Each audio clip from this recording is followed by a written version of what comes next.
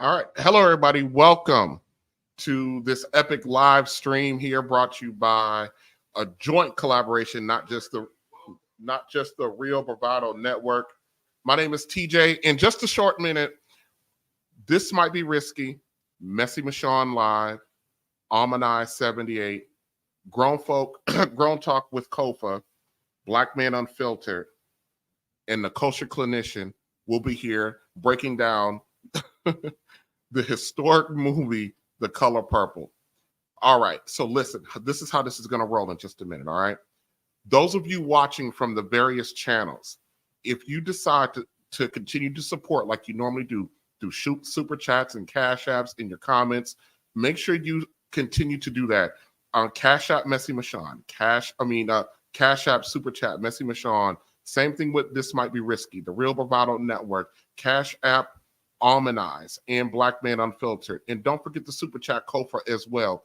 When you do that from these various channels, those content creators will receive that support that you provide from their channel, okay? All right, I just wanted to make sure, and also want to let everybody know that there's nothing wrong with the channels. I'm supposed to be here, okay? All right, sit back. We will be with you guys in just a few moments, all right?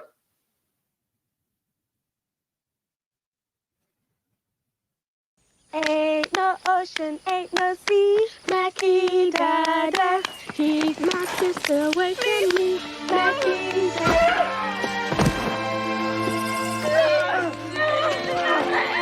Right, nothing but death can keep me from it. The more things change, the more they stay the same. I'm going out for a spell and I want my supper when I get back.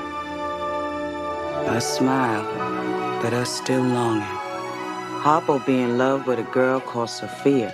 No need to think I'm gonna let my boy marry you just cause you're in the family way.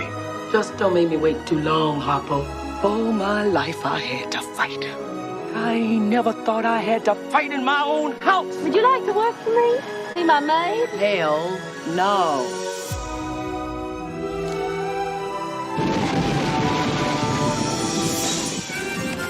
I know something's coming.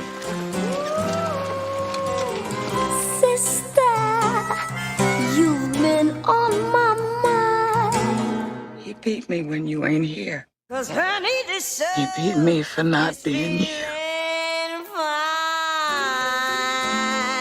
You're poor, you're ugly, you're nothing at all.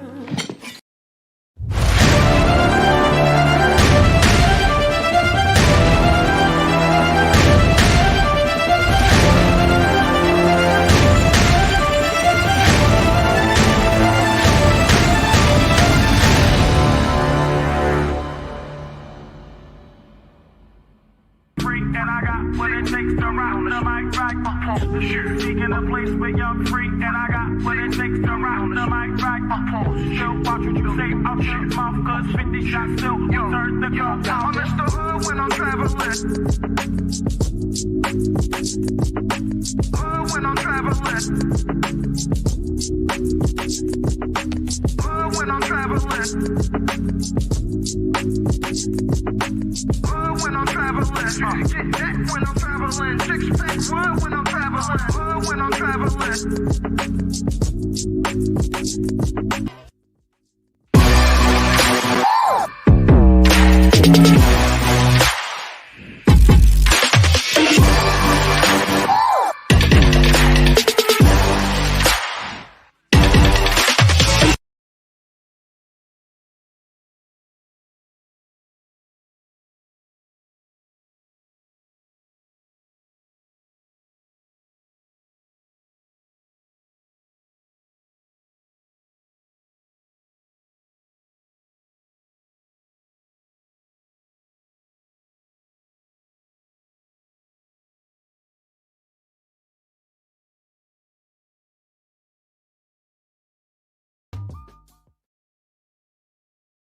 You ever felt?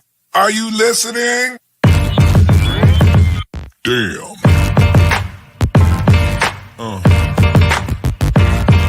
Yeah. Yeah. Yeah.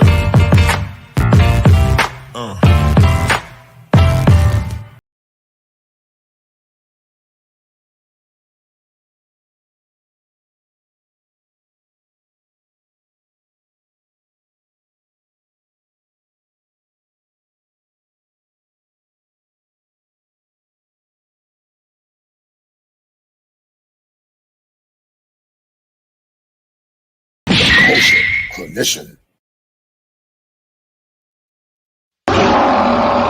If it ain't seven, it ain't kosher. Heaven and hell, that's what they told you. Real men put the strap down and we can toss them. Young heads picking back up and young dolphins. This is our culture. Now we talking kosher. Clinician, masculinity issues. Absent fathers who miss you. Mama drama don't kiss you. All a part of the ritual. This is how they get you. Separate the men, women clipping babies pretend to. Damn. Lovers, haters acting like vultures. If it ain't seven, it ain't kosher. If it ain't kosher, ain't right, gotta divorce us. If it ain't seven, it ain't kosher. If it ain't kosher, ain't right, gotta divorce us.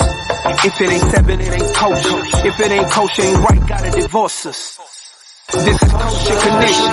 7 wonders, the whole world gotta listen. This is kosher condition. 7 wonders, the whole world gotta listen. This is kosher condition. 7 wonders, the whole world gotta listen. This is kosher condition. 7 wonders, the whole world gotta listen. Listen. Listen.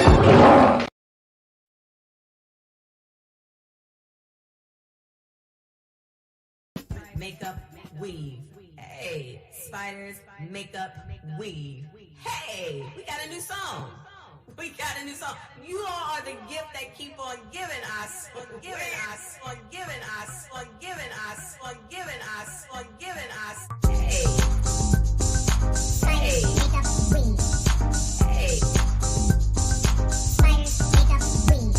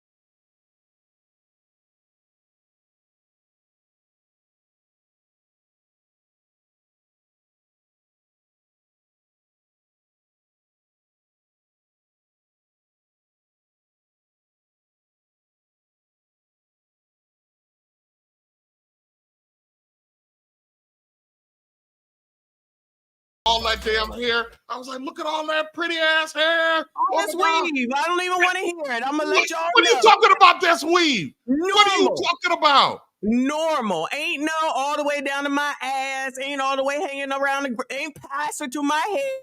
Okay, I'm just saying. They know. Shout out to the besties. They don't. See, I'm thinking, I'm up there looking. I'm like, is that all that? I thought that was Bashan's pretty hair. It is. Bought and paid for by me. All good in the head. Goddamn. Well, Shout out welcome. to you. Welcome everyone to the Epic live stream. Once again, thank you guys, Messy Michonne and her people. This might be risky. Thank you for joining us.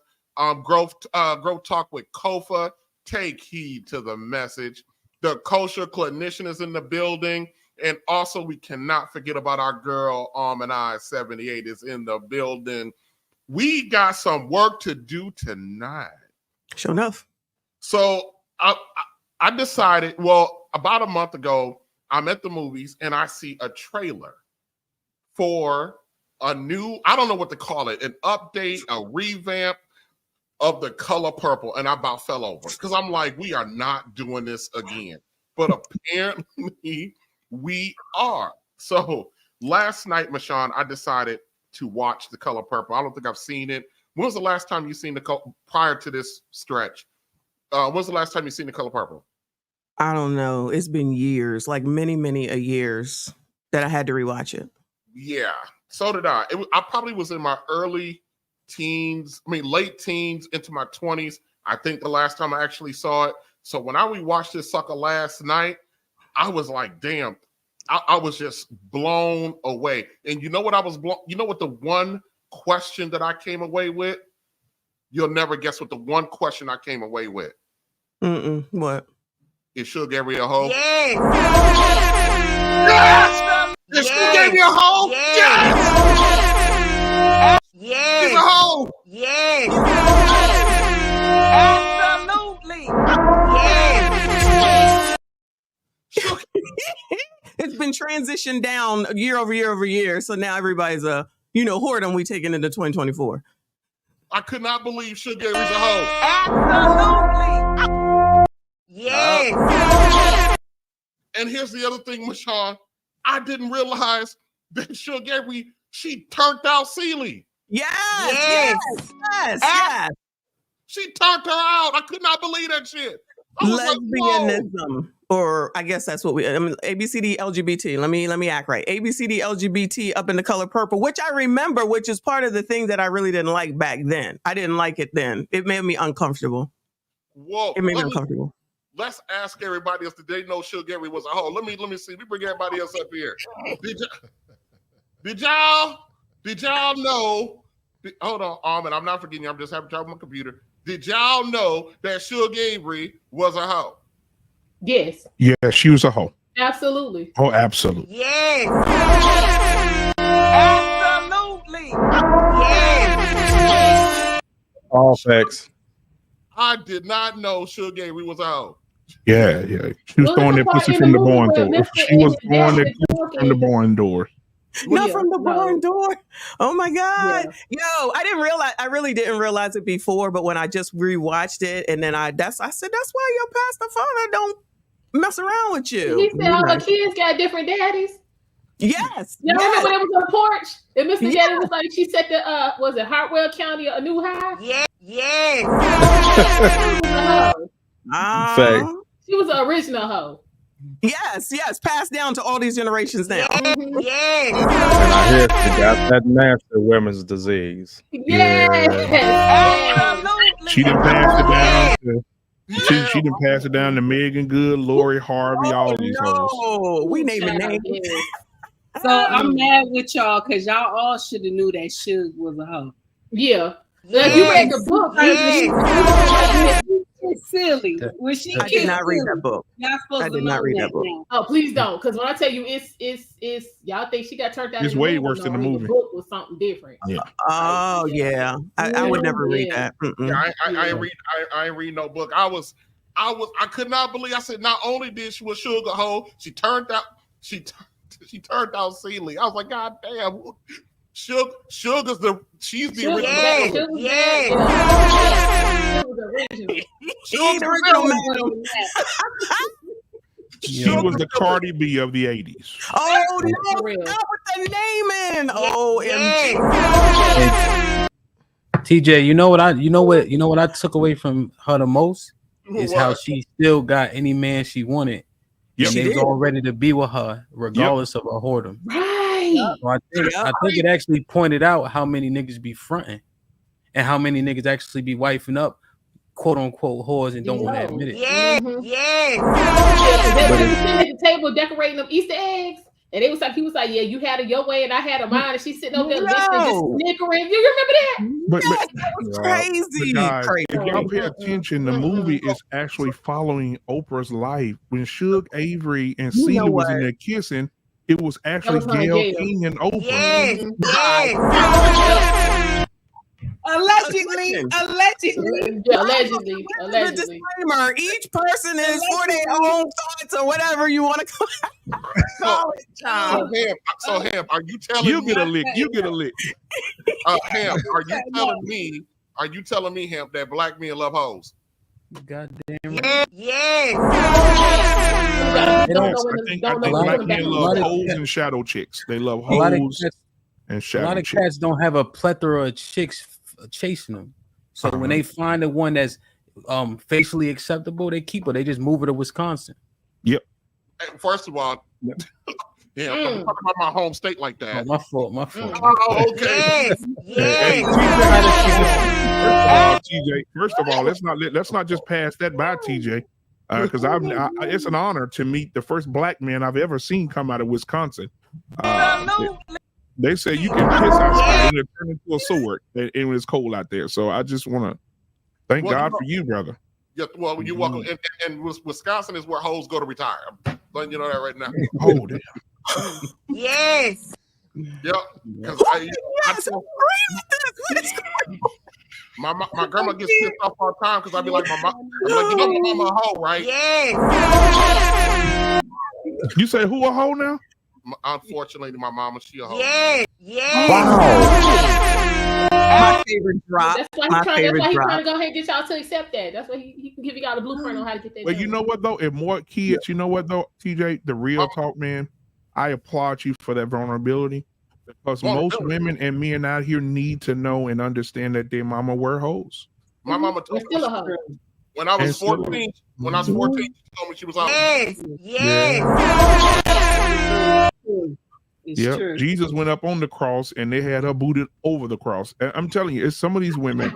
If you go and I'm telling you, if you go DNA test the 20th century, half those kids don't belong. You ever seen those old pictures at the house where all the kids are dark skinned? There's that one kid in the corner that's yellow skin. That's Deacon Johnson's daughter. Oh no. Oh no. Yes. Yeah, they are that private. Coach, you know I'm not lying. Come on, Coach, you know I'm not lying now. Talk to me. Well, you know, Isaac Hayes said I stand accused, man. So come on. I guess I stand accused, man. Okay, y'all. That's enough. Let me put y'all back down so y'all can get this thing rolling. Y'all here making me act out. Yes.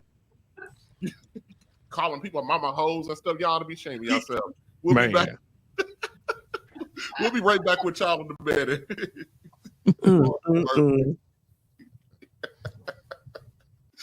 Oh Lord, my goodness. Crazy. Yeah, That's crazy. fun. That's fun. Yeah, I was like, how I'm gonna start this out, how I'm gonna start that out. And when because when you're trying to put these streams together, a little inside thing for those watching, you're really trying to figure out, how you're gonna start. You want to start strong. And I was trying to figure out how to start this real good. And then I watched that movie and realized that Suge Avery was a hoe. I said, there we go. There you go. That's always a good part. You should have my drop. Let me know you wanted the drop for you. I know. I didn't even think about that. Yeah. Yeah. So listen, here's what we're gonna do tonight for everybody that's watching. Oh, first of all, please, guys, wherever you're watching from, don't forget to super chat your content creator and support them, the super chats, and we will get to the super chats throughout. We will do different breaks for the super chat, so we won't be acknowledging them as quickly as we normally do, because we want to get through the content. So I want people to know we want to encourage you to continue to support. We won't be forgetting about you. We will get to the super chats. But what I wanted to talk about, Mashawn, is off rip to get us started on this conversation, and the complete breakdown is the controversy. The controversy that actually started out with the color purple. Now, growing up for me, I didn't realize that there was some controversy surrounding the color purple, because for me, when I actually first saw it, statute of limitations is up. Yeah, my grandma got the shit on bootleg. On a bootleg, it wasn't bootleg VHS. We had a beta. Okay. we had a Betamax thing, so we got it on bootleg, and I saw it at the house while I was at the movie theater on bootleg.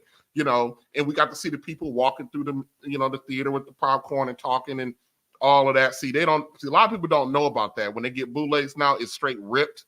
So they don't get all that. Somebody with a camcorder in the movie theater recording the stuff. They don't. I remember that. Okay, you crazy. So I don't think my earliest memory of the color purple is really sitting around watching my grandmama laugh, shout, talk to the TV, scream at Mister. Her favorite part of the movie was when Celie spitting at Mister's father's water, and then told him, next time I'll give you a little sugar egg piece. See how you like that? That's my grandma's favorite scene of the thing. So so maybe you can help us walk through. I got a clip about the controversy, but for you, when you first heard about the color purple, what was so controversial about it? The color purple originally, or what's coming out now? The original color purple. So I didn't know about any controversy. I have to be perfectly honest with you. I did not hear about anything until I came to YouTube. It was just a movie that, we saw. My family saw together, and it comes on ever so often. It's not a go-to movie for me, which is why I haven't seen it in years, because it's so emotional for me, because it makes me mad, it makes me sad, it makes me cry, it makes me laugh. It does everything. And I think it's almost 3 hours, if it's not 3 hours. So I didn't look at it from the perspective that I know a lot of you do. So now that I've rewatched it, I kind of, hear what people have said around here on YouTube. I'm just like, honestly, it don't look good for none of us, but it is what it is. No, it don't. And growing up, I don't think the vast majority of us really looked at it from a controversial standpoint to begin with. It was just a movie. But as men start to develop and come into their own, and they start reflecting back on their image in media, that movie is a flashpoint for a lot of guys. I know a lot of guys in the space, especially, God rest his soul, Kevin Samuels, he referenced it a lot when he talked about the black male image. And that's why I called it originally, or asked the question, was this the original hit piece on the black male image of the color purple? So I was really concerned about that. I got a clip from, I believe is around the time that the movie came out, and Dr. T. Hassan Johnson put this together. So I want to take a look at it. And there's going to be some stuff in this clip, Mashawn. I'm going to let you see it. Hold on. Okay. Color Purple is hot. The movie is selling lots of tickets. It got the most Oscar nominations. Even the book by Alice Walker is a bestseller again. Wow. All of us are like, oh. You almost don't want it to stop. Let's watch it again. The Color Purple is one of those movies people seem to be talking about everywhere. Okay, everybody. So I'm here with the women of the Color Purple, and we're getting ready to shoot a cover for Essence Magazine. Hey. And as Harold Dow reports, it's a movie that some people are getting upset about. We got a lot of shit from people. We got a lot of shit from a lot of folks at the NAACP. The Color Purple was picketed by black men and women when it opened in Los Angeles. Then, and how dare she write this book about black men, and who does she think she, I mean, it was like a whole thing. Nothing but black people in the movie. No, there's maybe 3 white people. And there have been informal boycotts in other cities as well. I was really pissed off. I thought, well, why didn't you make the movie? John. Okay, Michelle. She goes, she was pissed off, and Whoopi. By the way, I love me some Whoopi Goldberg. I love Whoopi Goldberg. The attitude. Why didn't you make the movie? I don't think any black man would make that movie. So I don't know who she was referencing when she said that, but I have to be honest, I didn't know it was all that outrage because obviously that was older. I see where they put in the actresses from the new, but I didn't realize all that was going on. I was in high school, so I was not paying attention to any of that. But I can understand where they came from with it. Excuse me. It was a mess for everyone. So I'm not a man. I'm not a male. So I can't, understand. Maybe I can understand, but I can see where you all may go back and say, now, what the hell is this? Especially given how y'all feel about Oprah as well. I never hated her like that either. I don't know. I don't know I don't know. Maybe when some other guys come up, I never hated Oprah. I just never saw her as a friend of Black men. So she wasn't somebody that I hated. You know what I mean? I just never thought that she was. Black men were on the forefront of her thought process with anything that she did. And so that's kind of how I looked at. I don't know about the other brothers. I don't know if Black men actually hated Oprah. They made, now that we have the body of work and the history to actually go and look at what she's done over the course of her career, you know what I mean? And the things that she's promoted and what she's promoted. And I have a clip I'm going to play later on with Sean of her describing the new movie. And the way she describes the new movie, it kind of feels like she's trying to rewrite history a little bit about the purpose or who the movie's for. But shouldn't some of the disdain be for Alice Walker as well? It's her book, honestly, at the end of the day. It is her book. And in this clip that we're watching, they actually have Alice Walker in there, and she makes some pretty interesting revelations about her work. Okay. Okay. Let me. What did I do with it? Did I get rid of it? No. You know how that go. I do. There's a lot going on back here. All right. Let's see. Spike. We're concerned with how the Black family is depicted in this film.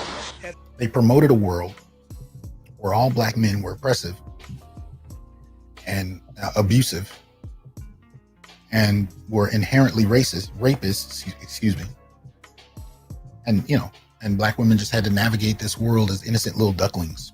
Not since Alex Haley's Roots has a story about Black people generated such universal interest. And because of the way the movie depicts Black men. I found that interesting that they compared this to Roots, because I never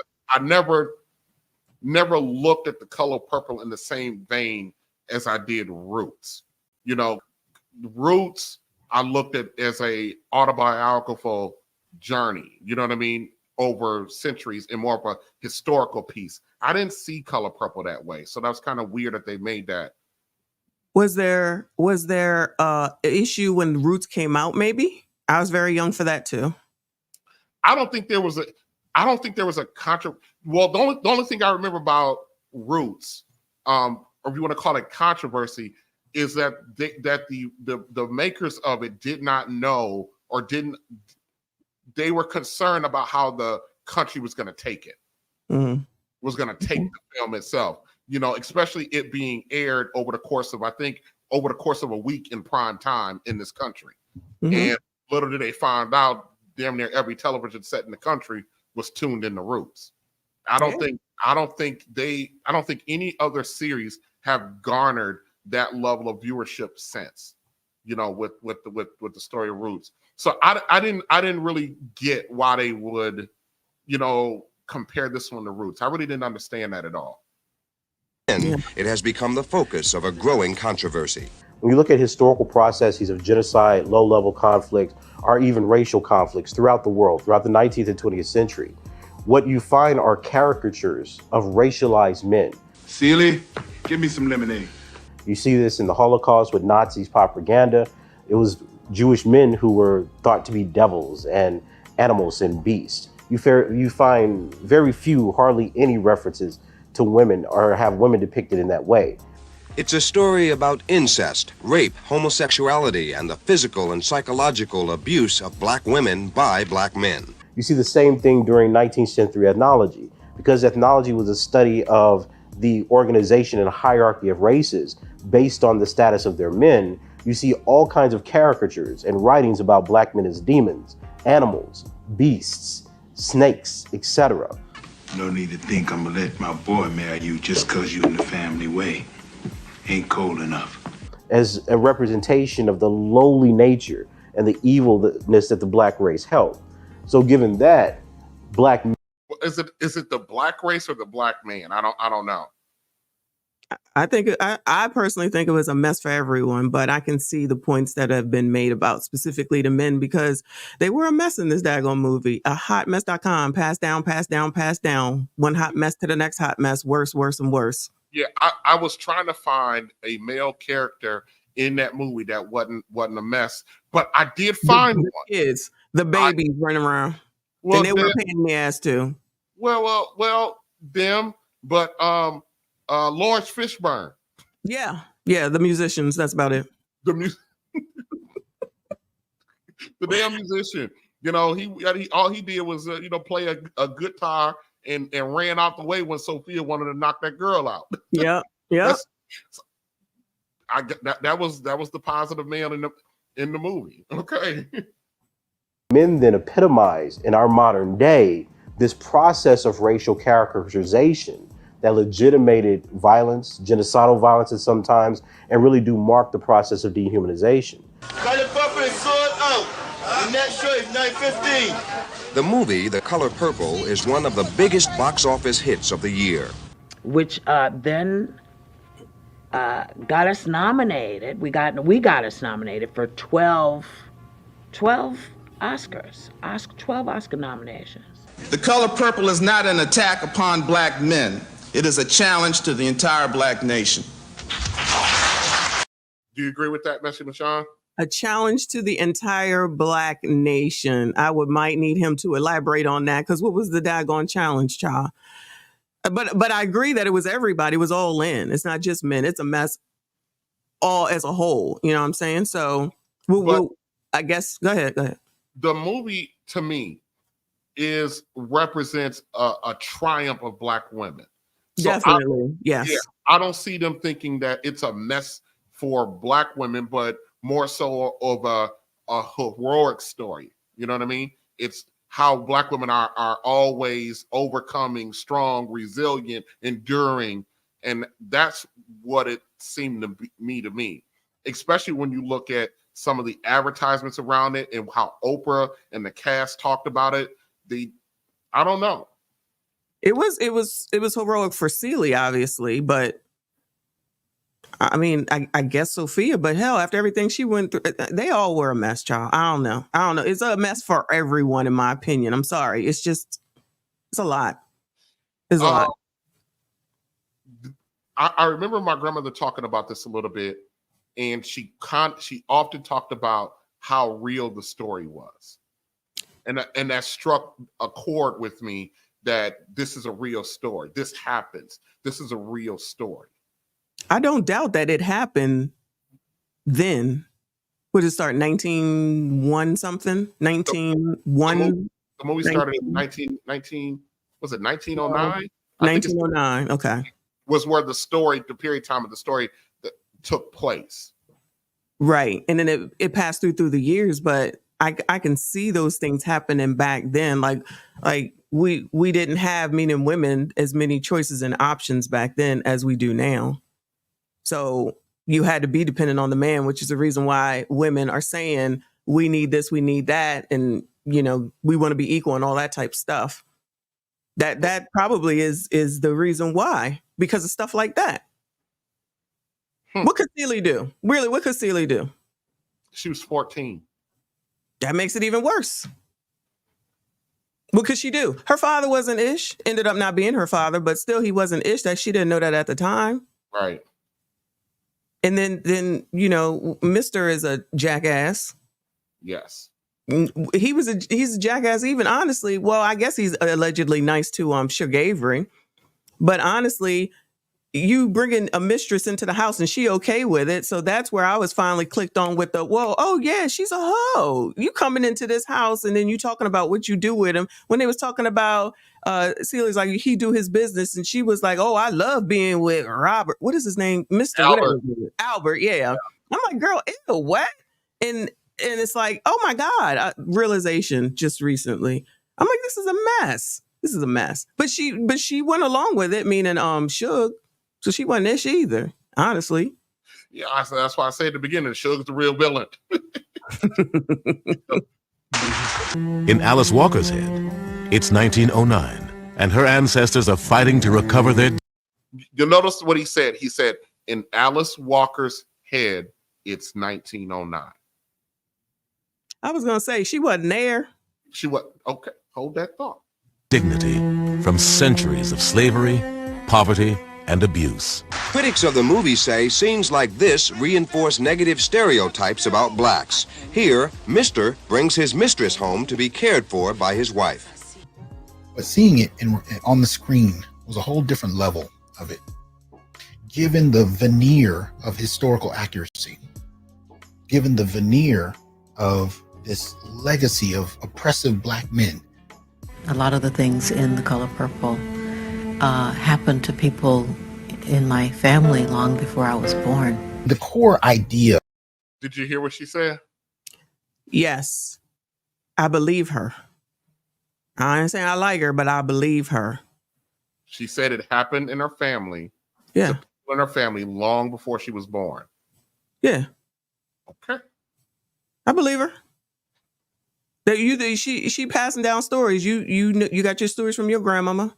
Got my stories from my grandmama. And you know what? As I've gotten older, you know how many of those stories that I've learned to not be necessarily accurate? All of them? Just about. My stories are accurate. You know what I'm saying? So it's our environment, I guess. You know what I'm saying?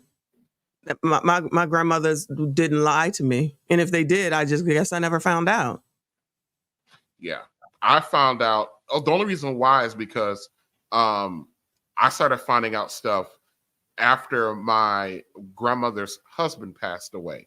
My grandmother, because she's now in her 80s, she started self-snitching.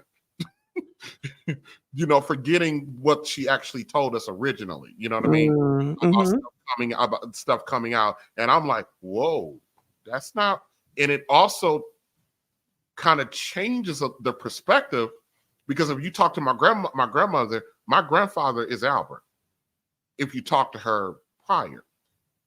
But now that some other information that she volunteered came out, it puts my grandfather, now that he's gone, it puts him in a different light. And my grandfather used to say on a regular basis, he would never, no, my grandfather was a brute.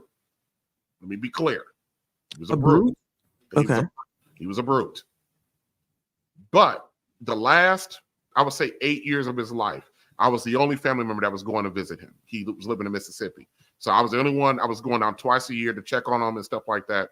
And he would start to say stuff like, I don't know why your grandma keep lying to y'all. That's all he would say. Henrietta need to come tell it. She need to tell the truth. She need to tell the truth.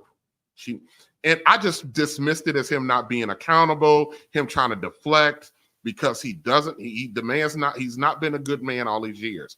But after he passed, some information came out about him came out about their situation that changed the story. And I'll share this. One of the things that came out was that my grandmother was not his first family.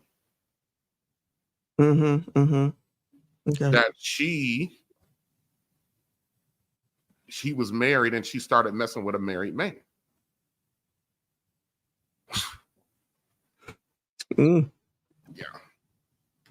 Yeah.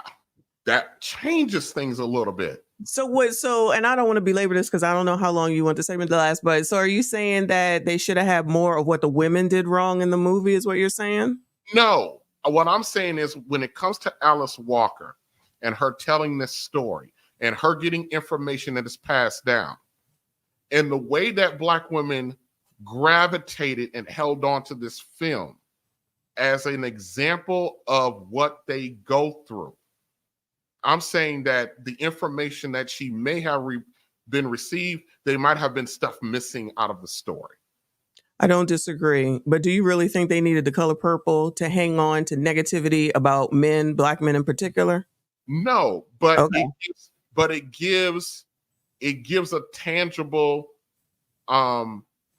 resource for them to hold on to. I don't know how many times I've seen Black men being compared to Albert, to Mr. as a reference point. You understand? So I hear you. I hear you. I have to, I guess I got to equate it to the differences in people's lives, because I actually asked my husband, did you feel some kind of way about The Color Purple? He said, no. He raised by a single mother. And I'm like, okay, so this is what men that I, talk to online say. He's like, yeah, no, I see all that. So it probably is kind of, I'm more so about, how people have grown up and stuff like that. Because again, I've never thought about that until I came onto YouTube to see it from y'all's perspective, to be perfectly honest with you, because I just think it's all a mess. Yeah, absolutely. She's going to say something. We'll just play it. Around The Color Purple. My grandmother was murdered by a man who wanted to be her lover. It really influenced my imagination. Did you hear what she said? Yeah. Yeah, I heard that. She said it influenced, for those who did not hear it, the lady who wrote the book that the movie is based on said that the stories influenced her imagination. She wants to trauma bond, clearly. Yes. There's nothing in The Color Purple that I ever was like, oh, I'm going to take it for the rest of my life, or any other of these movies. You know what I'm saying? So that's kind of, that's kind of weird to me. But look at how Black women gravitate towards Tyler Perry movies, and how they quote them and bring throw that stuff in their face. I could do bad all by myself. All that crap came out of stories that did not depict the men in their lives as anything other than, like my grandfather, brute and a tyrant, like Miss. And her story is completely written from her imagination, the influencing of her imagination. It's crazy what some of us will gravitate to. Yes. Let's see what else she has to say. We're almost done with this. Okay. To put forth this notion that Black women went through a special slavery after slavery, that Black men ran, controlled, and exploited them for their own advancement. This is the core idea of The Color Purple. It's not autobiographical in the sense that. Did you hear what she said? It's not autobiographical, but she just said it was based on the experiences told to her. Based on experiences told to her, and she let her imagination go wrong. Yeah. And now she says it's not autobiographical, but yet that's not the narrative pushed about the book. I mean, about the movie. Unless I'm missing something. No, that's what she said. You're right. That's not what's being. It wasn't touted as, oh, this is a complete work of fiction and this is just for entertainment purposes only. No, they're sitting out there saying, the cast, Oprah, Steven Spielberg, everybody, this is a story of triumph based on the life of Alice Walker. That's how they promoted this crap. And herself, out of her own mouth, said that this is based on her imagination.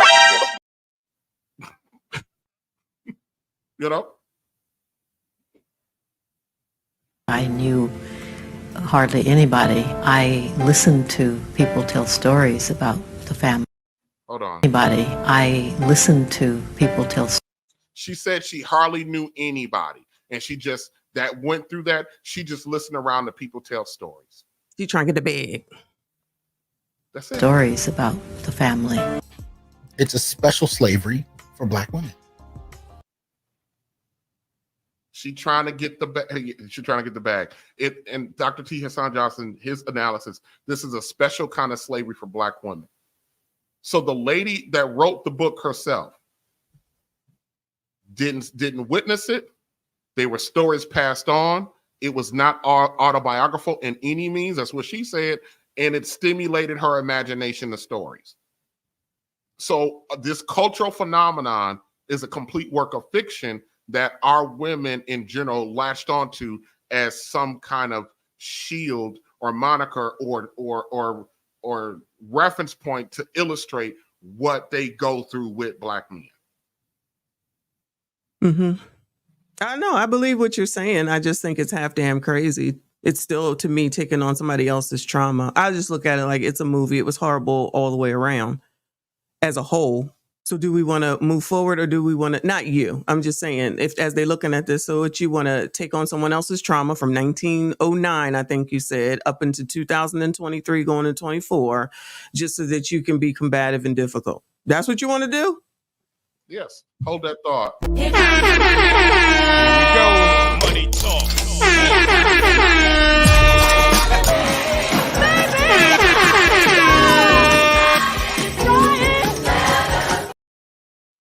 All right. Let's get to some of these cash with these super chats real quick. Andre love crossing borders. Did I get that right? I don't know what denomination this is, but we go support Black Male Media, subscribe. Colombian pesos. Is that what that is? It is. 40,000 Colombian pesos. Mm-hmm. Support Black Male Media, subscribe, click like, give us super chat. Yeah, please do. Please do. All right. Culture Invasion Podcast. Thank you for joining us with the $5 super chat. Let's go. Let's get it. Oh, she from your channel tonight, sis. Oh, shout out to Culture Invasion. CIP, appreciate you, hon. Let's go get messy tonight, sis. You know I will. Shout out to you, sweetheart. I appreciate you. Thank you. Thank you. Miss Felicia H with the $2. Thank you. I don't have my drop because I'm in a different profile for them last $2. So thank you, Felicia, for the $2. Was that a super sticker? I believe it's a super sticker. Yes. Okay. All right. Desert Storm. Hold on. I'm sorry. Can I just thank International Quiet Storm? You sent me a Cash App. I appreciate you. Thank you so much, hon. Always supporting me. Yeah. Oh, Quiet Storm. Cool. All right. $5. Desert Storm. DJ Hemp is on the RBM panel. So here we go. Let's go. RBM is real most days. Day one on this might be risky. That's what TMBR. Hemp probably back there like, you ain't reading them super chats right. You ain't reading them super chats right.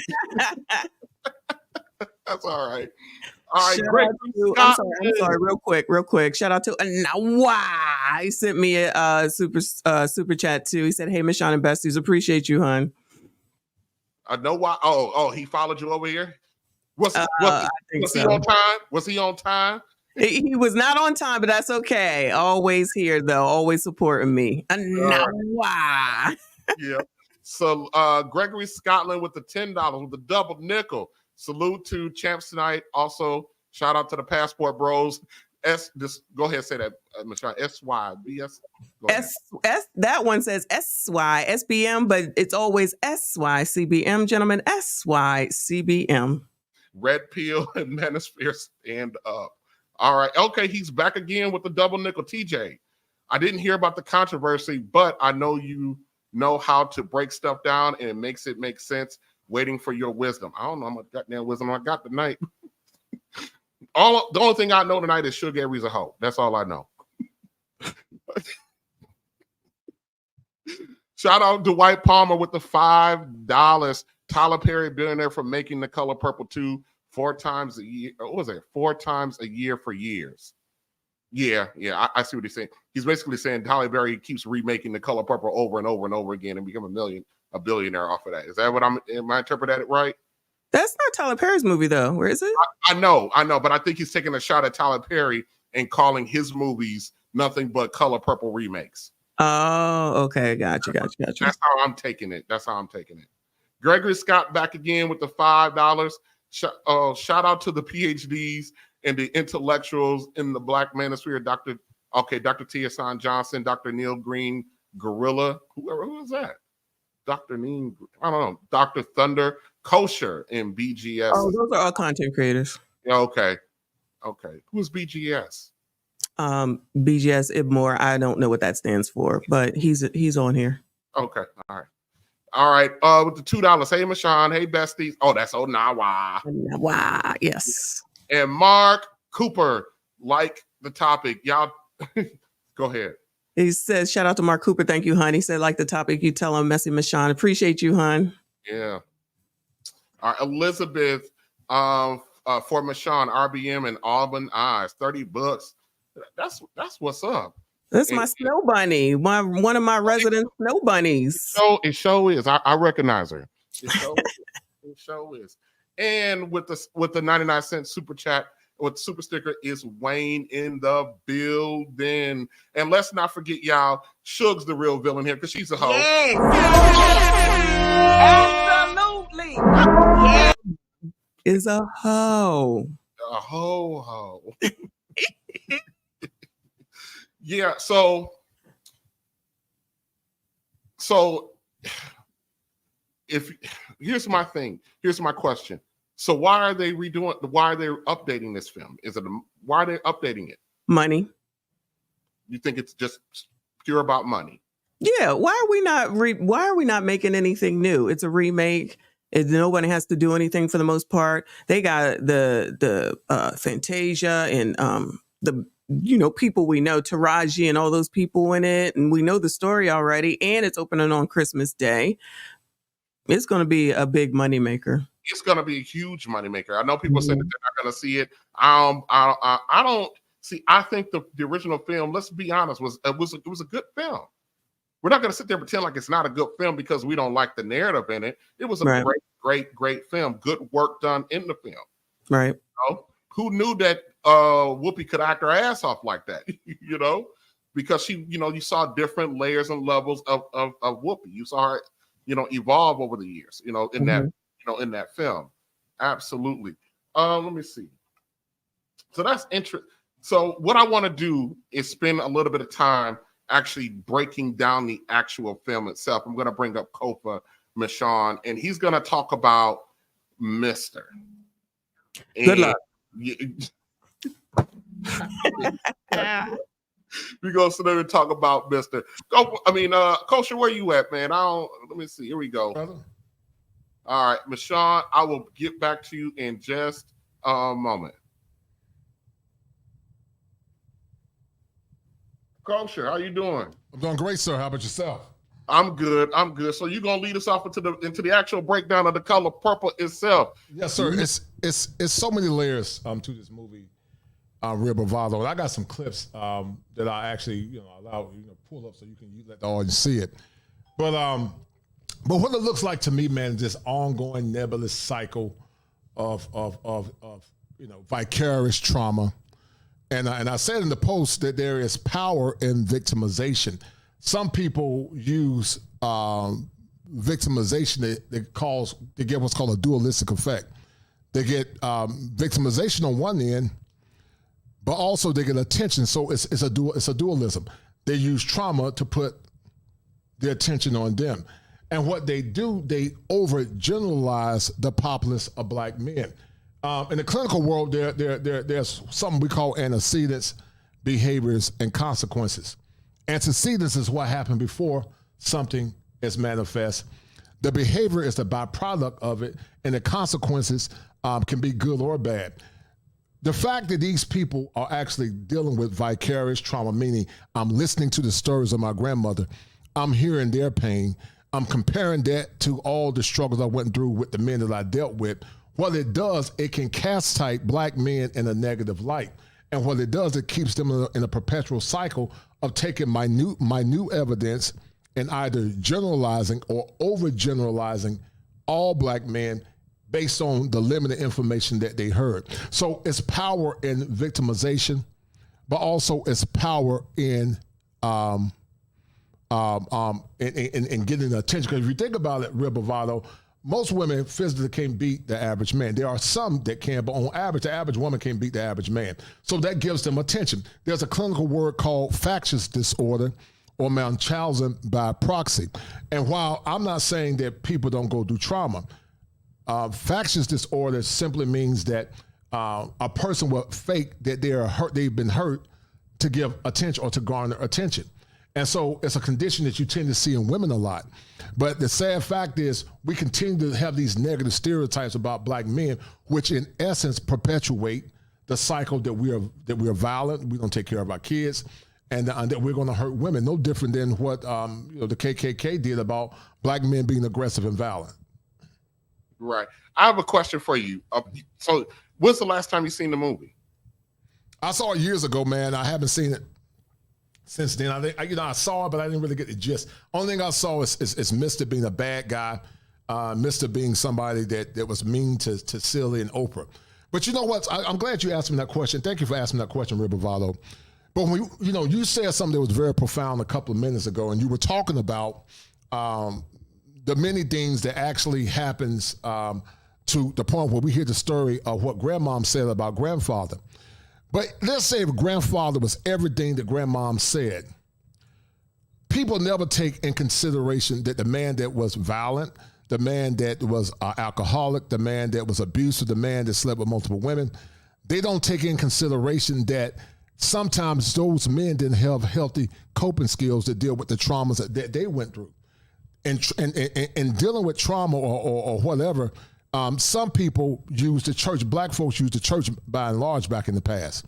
But every person didn't have adequate social skills to deal with their pain. So the black man that was having babies out of wedlock, the black man that came home and became an alcoholic and hit his woman, did we ever take into consideration, Ribbavalo Network, that perhaps granddaddy was dealing with the impact of being called the boy?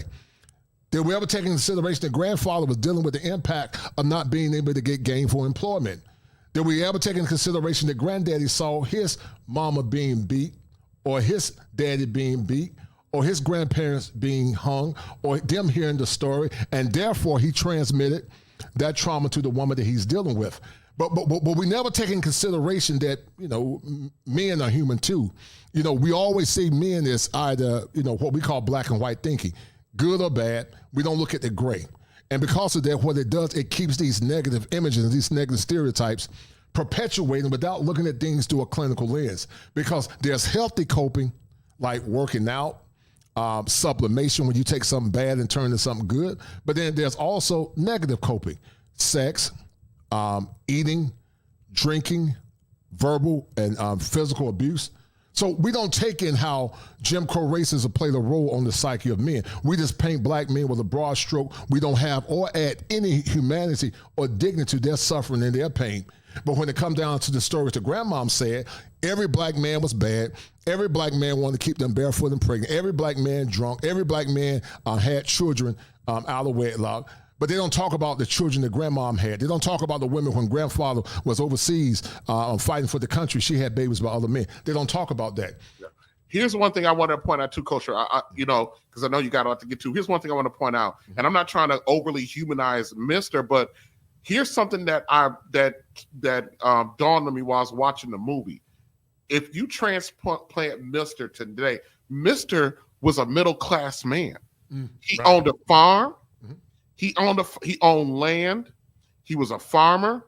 And back then he had, I think I counted 4 horses. He had cows. He had, a wide range of cattle. And he had enough property where his son Harpo was able to build his own house on his property. Right. So we don't even look at the fact that, whatever Mr. did, we don't understand that Mr. was a man that could provide for a home and a family because he had an income from his farming, from his, selling his crops. He had plenty of land. We translate that today. This man is a middle or upper middle class earner. Right. And we don't get that sense in The Color Purple that in that time frame, Mr. was a guy who was a guy of means. And right. you get a small hint of that at the end of the movie when, I'm going to play the clip, but at the end of the movie, when Celie jumps up and is going, finally standing up to him, and he starts hollering about, you ain't going to take none of my money. That was the first inkling that Mr. had anything, even though we're watching, him and Celie tend to this property. Right. And that goes into the narrative that, black men don't have nothing. Right. We ain't got nothing. Right. And what it did, man, it's almost like this negative diatribe where they use every aspect, because when you listen to, I was listening to what you were saying, and you did a good job with the clips about Alice Walker. So when Tyler Perry was dealing with the trauma of being abused as a child, what Tyler Perry did, he created movies. And so it's no different than what Alice Walker did to some degree. People create movies based on their trauma, and they use their imagination. In the clinical world, it's called sublimation. It means to take something good or negative impulses and then turn it into something positive. That's called healthy ego defense mechanism. It's mature. But a lot of times, everybody don't know how to take that negative and flip it. I got a clip I want to show you, Real Bravado, real quick. What's up, Black Man Unfiltered? What's up, brother? And I got a clip I want to show you real quick. You want me to pull it up, TJ? Yeah. Can you load it in there? Yes, sir. Give me 1 minute. Let me see if I can find it. Hold on. Black Man Unfiltered, what you think what Kosher talking about? Man, listen, Kosher, it's hard to come behind Kosher because Kosher gets that roux in that gumbo and he stirs it real thick and good. And so it's hard to come behind him to add anything else because the gumbo has already been prepared. However, he is correct. I think that they didn't show a lot about Mr. because Mr. was a hardworking man. He was taught by his father to be a hardworking man. He was a hardworking man who had some issues. And the movie depicted him as the devil and the demon. And just going to the root of this thing, I think that this woman, Alice, you could just look at her and tell that she's a bowl of unsweetened tea that just poured this all over the world and created in her mind, as you broke it down, sir, so eloquently. She broke it down in her mind and made up this whole thing. And I put in the back chat when I was talking to the guest in the back that she took Barney's imagination tools literally because she used that imagination like I've never seen before in my life. Right. And she wanted to make all the men in the world look like how she viewed men through the eyes of people that say they experienced it and she never did. So that's my thoughts on it. Hey, Black Man, I put the link in, man. I don't know if you can see. I might have to send it to your email, but I did go and get the clip. Can you see it? Oh, hold on. Let me see. No, I can't see it. So what background? What do you think about? Hold on, Kosher. What do you think about Mr. being them not really highlighting the fact that Mr. was a productive man? A productive man. Well, I mean, for me, it was expected. We really, honestly, with Mr., we really didn't get a lot other than he was abusive. Like, we didn't get any background on him. Like, we don't know what happened with him and his daddy. We don't know what happened with him and his mama. Like, we never heard anything about her. We never heard, just a little bit about the wife. Like, it was just, the only thing we got about Mr. was he was mad that he couldn't have Suge. Then he was mad he couldn't have Nettie, so he took it out on Celia. That is literally all we got out of Mr. But when you're looking at the scenery and where they're at, that you can see if you're paying attention that Mr. he was definitely a productive member of society. Mr. He looked like, if we had seen Mr. out, in the town amongst the people, he looked like he was getting plenty of respect. Right. And then he had plenty of horses, which equates to having multiple vehicles. You know what I mean? Right. Every time he left, or with the town, he was in a suit with a brim like Kosher. He was always, So the imagery, even though they don't, and I find that really remarkable that they spent so much time, looking at one aspect of this man, but they're not looking at the other. The fact that there's a place for it. Now, I'm not making excuses for Mr. But I'm just talking about what I noticed as I'm watching back now, and I'm looking at this farm, this big, vast amount of land that he gets to farm, and he gets to make money. House. And then the size of the home, and then the home is huge, and then enough land for Harpo to build his home. And that damn Harpo's juke joint was off the juke joint, yeah. Which was on Mr.'s land.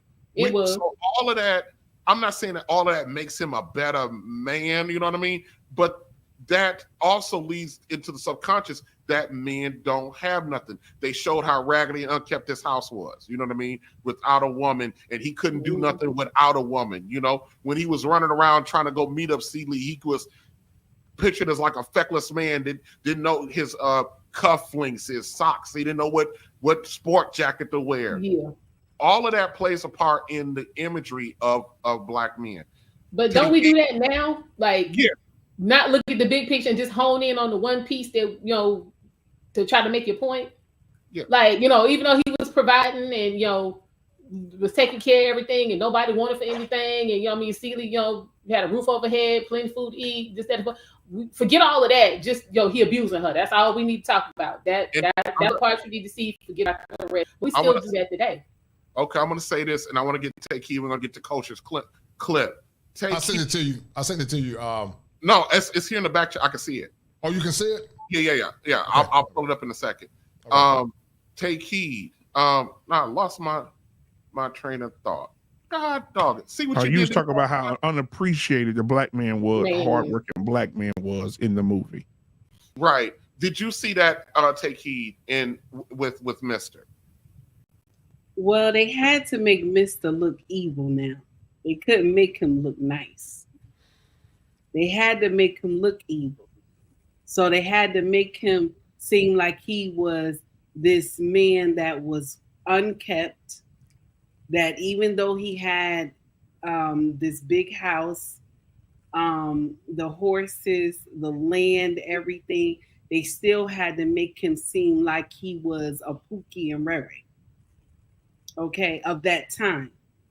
They couldn't make it seem like he was this well-kept man, that he was amazing when he came to get Celie and all this, because if they would have done that, the story would have went left. Mm-hmm. So they had to make him be the villain. Okay? That's what they do. It's easy for them to make the black man a villain. Just like we call that Brickgate. When Brickgate happened, it was so easy for all the black women to jump on board and say all black men are evil. And they had to do that. That's just my take on it. Okay. Here we go, Culture. At hand is the controversial statement that The Color Purple hates black men. To fully understand and explain this statement, it is important to provide context. The Color Purple is a novel written by Alice Walker in 1982, which was later adapted into a critically acclaimed film in 1985. The story revolves around African American women living in the rural South during the early 20th century, exploring themes of race, gender, and power dynamics. The statement that The Color Purple hates black men seems to stem from the perspective that some readers or viewers feel the book and film primarily focus on the mistreatment and abuse inflicted upon women by black men. While it is true that the novel and film address issues of domestic violence and male oppression, it is essential to note that the narrative also emphasizes the strength, resilience, and sisterhood of the female characters. Instead of promoting hatred towards black men, The Color Purple serves as an exploration of complex relationships between men and women within a particular historical and cultural backdrop. It highlights the struggles and challenges faced by African American women during a time of systemic racism and gender inequality. It is worth mentioning that literature and film can provoke diverse interpretations and emotional responses from different individuals. While some may interpret the story as being critical of black men, others find value in the book's exploration of intersectionality and the experiences of African. Right. So it's always coming from a liberal construct. It's always coming from a feminist perspective. You see on the end, they got a gay black man. They're talking about intersectionality. Intersectionality talks about the intersection of trauma and pain and all the things the women went through. But once again, they never look at the intersection of how Jim Crowism and every. Oh. Ain't nothing but the devil. They knew he was cooking. They knew he was cooking. Somebody said, pull that nigga internet. Yeah. YouTube ain't shit. Hold on. Ain't shit. Hold on a second. I got a question for you. Hold on. Here we go. Money talk.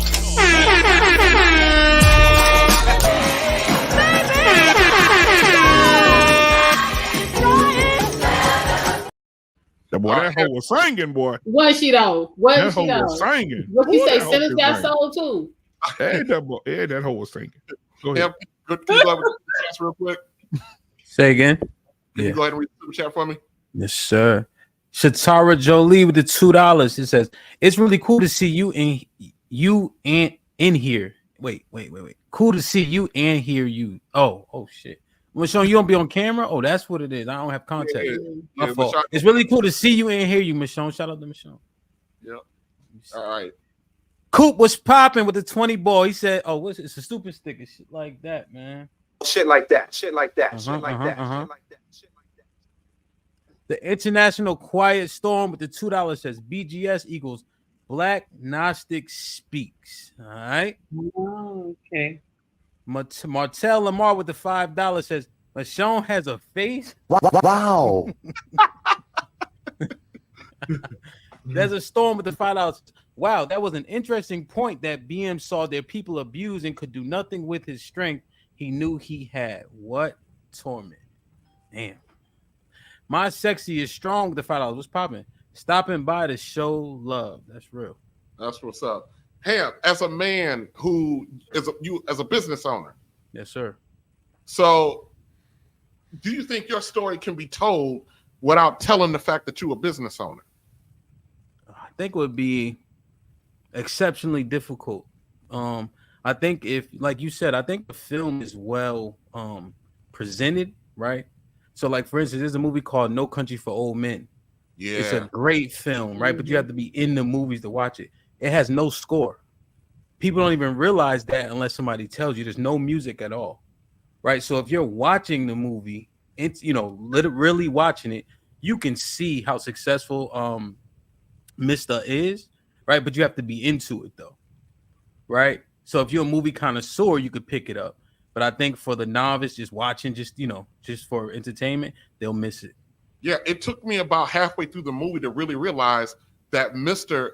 was actually a successful man in that time frame. So this is like in the early 1900s, 1910, 1915, 1920. Wealth was measured in property, in cattle, and horses, and children, and the volume of children that you had. So he was rivaling. And this was in rural Georgia that this took place in. So he was rivaling his white male counterparts at the time. He had what they had to a degree. Yep. You know, so I mean, I find it, I don't want to harp on it because we got to get back to culture. I don't want to harp on that too much, but I find it fascinating that this piece of his story, which if you're not paying attention, you don't realize is there. You know, and I understand why they're doing it for the storytelling purposes, but I believe you can still tell the story and that too. You know, you could give him a sliver of humanity. I mean, I guess you could say at the end of the story when he went and paid the immigration, that was a humanity. To me, that was just him trying to get into heaven at that point. But I'm just saying, you can get, there's humanity in any character. And to your point, we saw his father. We saw his father and how kind of, warped his mind was. And and when I talk to my grandfather, he's 80-something years old now. My grandfather don't talk like that. He don't talk like Mr. He don't talk like Mrs. Father. And my grandfather was born in the early 40s. So, that's almost kind of like that time period or whatever. So I don't know. Kosher? Yeah. So I was talking about intersectionality. I don't know, maybe the robots kicked me out, because they don't want that file. Man. They don't want the file for their mind. You know how that goes, man. But I got another clip, Black Man. I mean, I be confusing you and Black Man Unfiltered. It's the same. Y'all remind me of each other. Because we both big brothers? Two big black niggas. Just Black Man Unfiltered. But so there's another. So this is an interplay of a lot of different things. It's always painting a negative picture of black men. Some we talked about earlier. It definitely have a liberal underpinning. And like you were saying, it gives no credence to the humanity of black men. It gives no credence to the struggles of black men.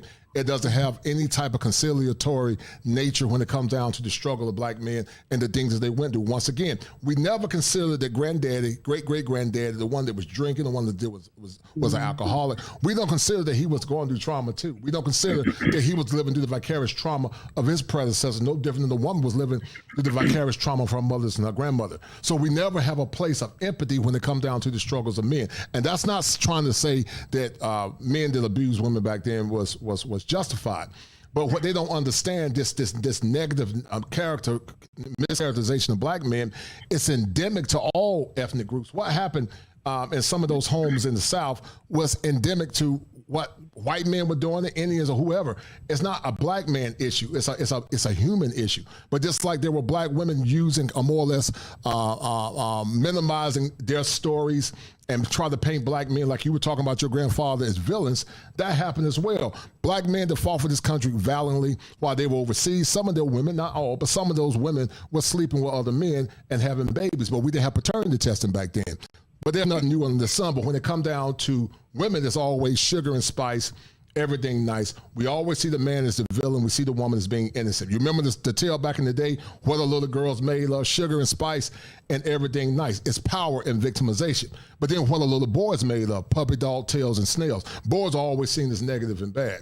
And so this continues, this movie continues the perpetuation that boys are bad, men are dangerous, men are violent. And it's dangerous because it's caste typing, and it can destroy the image of black men. Okay, all right, Kof. I know we got some more. We're gonna circle back to you. Right. We're gonna move on to the next part of this, which is we're gonna stick with the theme of Mister. But one of the other themes that were in the movie that was very, very profound was how oversexed we were, not in how we preferred. I'm being careful. How we prefer little girls. You know, so Mr., you know, had an affinity for what's her name? Huh? Nettie. And so when Mr. couldn't get Nettie, you know, we saw his other cruelty on display. I'm gonna play a short clip, guys. I know the video is blurry. I did it on purpose because we're trying to protect all the channels here. So we're gonna play a little bit shortness of that, okay? Let us stay, please. Let us stay. I'll do anything for you. Let us stay. Get your hell out of my house. Let us stay.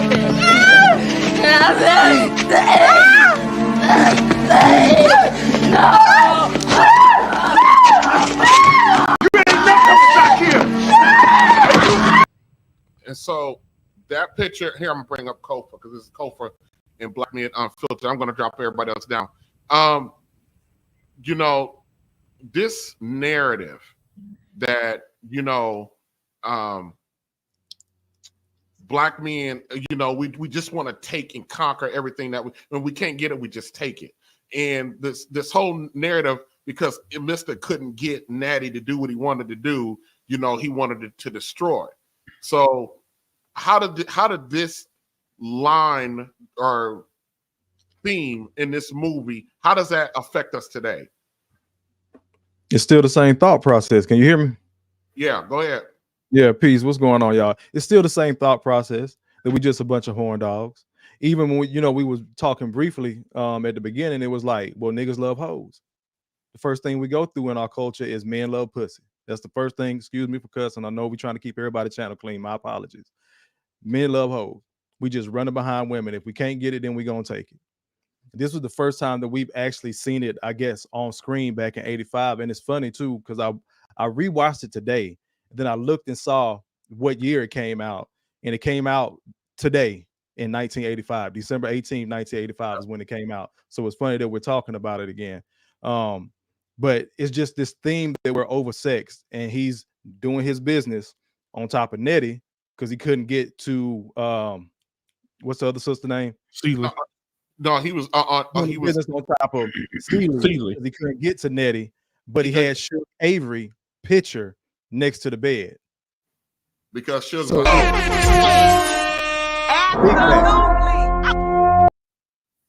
Big facts. So then because we're watching Mr. in action, we're seeing it visibly. Black men are tyrants. The one thing we didn't see is Suge Avery's father act like that. So the initial outset of the movie, we get it from Nettie and Celie's father. It immediately goes to Mr.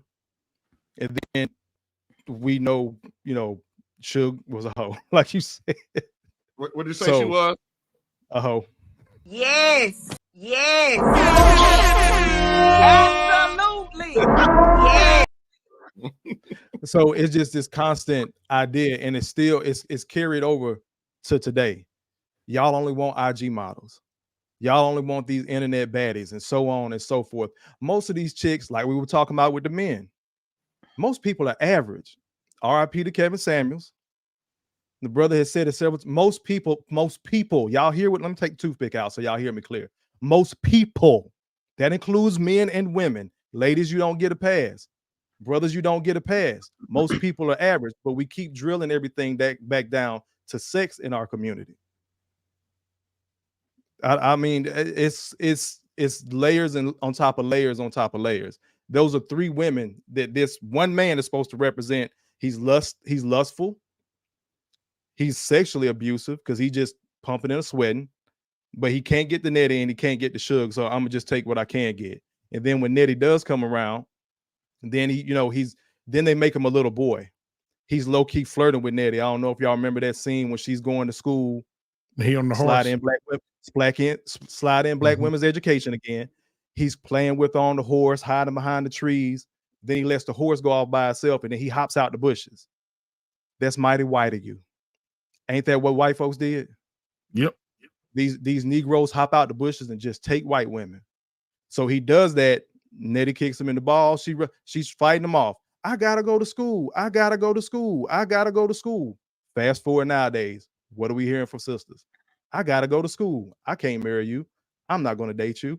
I gotta focus on school. I gotta focus on my job. I gotta focus on my business. I'm a boss. I got other business than being with a man. Now, point taken that he was trying to grape her. But again, they encompass everything negative in a black man in this one man in this movie. And they kept regurgitating it because even though Celie was the protagonist, that was her husband. So we're going to constantly see him. And every time we saw him, it was something negative.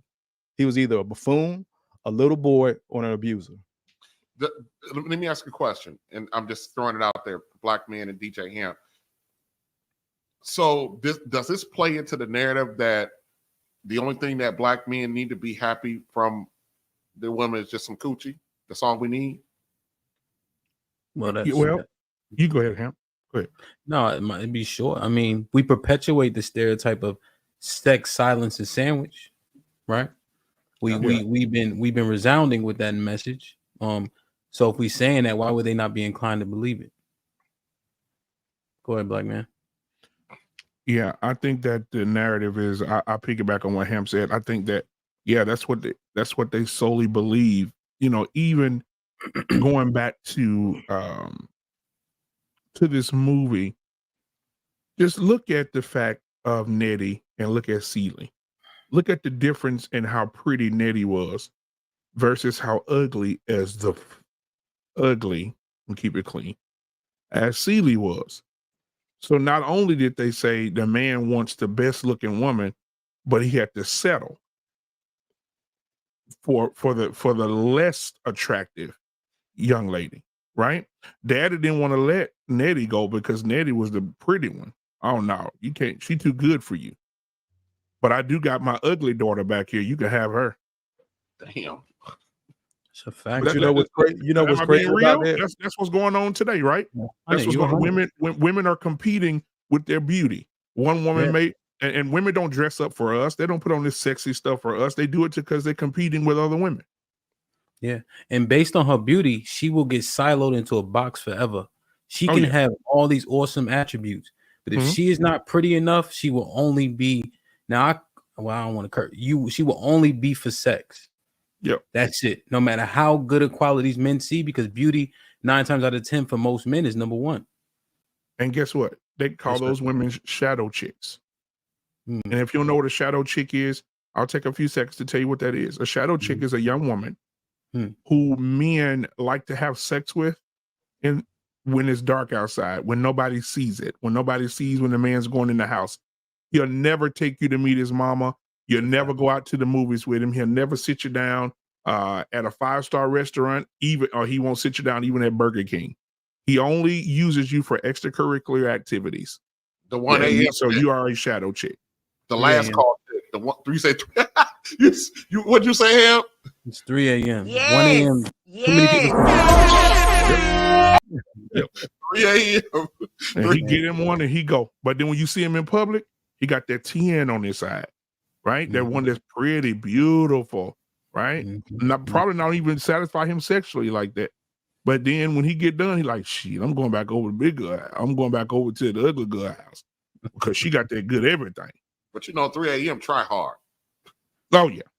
Yeah, Walmart buying a king size Twix and she's standing right in front of you with a bonnet on. To my hey, and she Uber to you. Yeah, yeah. I'll be over there in a minute. But this character of the Mister, I like you said that they try to put all the bad things about black men into one dude. But this is them. Does this help our women oversex us too? I mean, help perpetuate that stereotype that's all we want, because that's all they serve to us. Because listen, when you start having when you in the get to know you phase, and I hate this question, that question, what do you bring to the table? I fucking hate that character in question, But when you're asking that type of question, and she goes, "Well, just me," well, what does that mean? Just you and the coochie, or what does that mean? Well, most women would tell you, TJ. I bring the coochie to the table. That's it. What else would you? Most women would tell you that. What else do you need? What else do you need? Yeah, they'll ask you. I mean, take heed to the messages right there. She deal with these women every day. Mm-hmm. Come on, take heed. Jump in there. Mm-hmm. They do say that, but I tell them that the man is the table. Shout out to Ricky. The man is the table, that you are the woman, so you come to dress the table. Yeah. You better talk tonight. Right, they do too much. You're right. Mm-hmm. But and just to pivot off of that though, what was wrong with Suge then? She was providing sex to the whole county. What was going on in Suge House? And that was the part. That was the part. I'm gonna give y'all some pushback. One shit wrong with Mr. Daddy. One shit wrong with that man. All he did was sit on the porch and call out, "Boy, why the hell you in love with this hoe?" No, we don't know that though, Coach. We don't know. We don't know what happened to Mr. Mama. I'm saying what's presented on. I'm saying what's presented on the screen. All that man said was, "Boy, why are you in love with this hoe? You've been chasing her forever a day." And to TJ's point, with Mr. having all this property, remember what Pop said. You've been chasing her all this time, and you took a lot of my money with it. So how much work did his daddy put in that his buffoon ass son blow away? Mm-hmm. That's something I want to throw out there, because it's crazy that Mr. became the presentation of what a black man is, and Suge everyone what a black woman was or is nowadays. Suge is the IG model, and she didn't get married until the end of the movie. After she did what? She moved her motherfucking ass to Memphis, just like a lot of these hoes when they ass here to Atlanta, because they done came from their little small town, mid-sized city, where they got shit on their name. Then they come to Atlanta. This where we going lost in the sauce. So what happened to her husband though? Because y'all remember in the end when Mr. paid the money to bring Nettie and the kids back, Suge was there, but Grady was gone. Where was Grady? Yep. I want to hear what Miss Sean got to say, y'all. I was going to say that Grandpa Mr. I guess I don't know his name. He was a jackass. Yeah, he was a jackass to him when he came over and silly spit in the water. He was treating him like crap, which was an indication of how how he in essence treat him very bad. He was a hot mess. Hold on now, let me add a narrative, because Alice, the one that wrote the book, added a narrative. What if he treated him like that? Because they did a very good job casting this movie.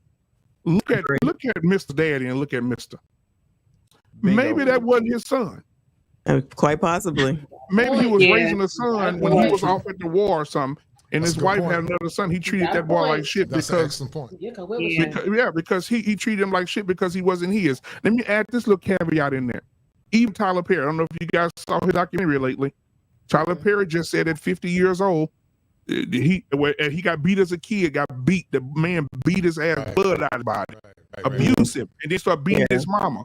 But the family says there was two of the girls that were born before Tyler. The daddy wasn't drinking, he wasn't beating the mama, wasn't beating the girls. But when Tyler came, he started beating the mama and beating his ass. And guess what happened? Tyler at 48 years old got a DNA test, and it wasn't his daddy. Right. Because he knew. The mama Yeah, he knew. cheated on his daddy, and that Right, man, and she was a stay-at-home mom. Right. And he was out working Yes, sir. 80 hours, 90 hours a week, and she was screwing somebody else. And that's exactly what I said a few minutes ago. Vicarious trauma. But we always focus on the vicarious trauma of the woman because it's women trauma sells movies, but they never took the time to understand that how dad coped. He was coping through violence. Every man copes different. Some drink, some run women, some use physical abuse, some will run away. But they never take in consideration how trauma from the past impacted black men. Being called boys, not getting gainful employment, finding out the wife was knocked up by another man. We don't care about the trauma of black men. But it's always black man bad, black man boogeyman, black man hurt black woman. Black man can't be trusted because that's what I heard grandmom said, and that's the vicarious trauma that she transmits to her daughters. And Black Man Unfiltered, TJ, I got another clip talking about thinking there you can add at some point too. Go ahead, Black Man. Go ahead, brother. I want to ask Kosher a question. How many of these men back in the day, let's just back up back in the day, these women said, told their kids, he abandoned us. Right. Your father abandoned us. How many of those men abandoned those families because they knew those children weren't theirs? That's a good point. Right. We don't take that in consideration, though. We don't take that in consideration. Those and the men But that no, come out that doesn't it's help black embarrassing. women being the victim narrative. Right. Basically, we're at the point where whatever story the black woman got to tell you to get to be the victim, that's what you're gonna hear. Yep. It doesn't even matter. Question though, because initially when TJ led off this segment, he was speaking about the women being adolescent and then the men still pursuing them. I don't know if we addressed that clearly. So how does all of which we talking about address the men's infatuation with little girls? Now, to be fair, the invention of adolescence is 1890, 1920.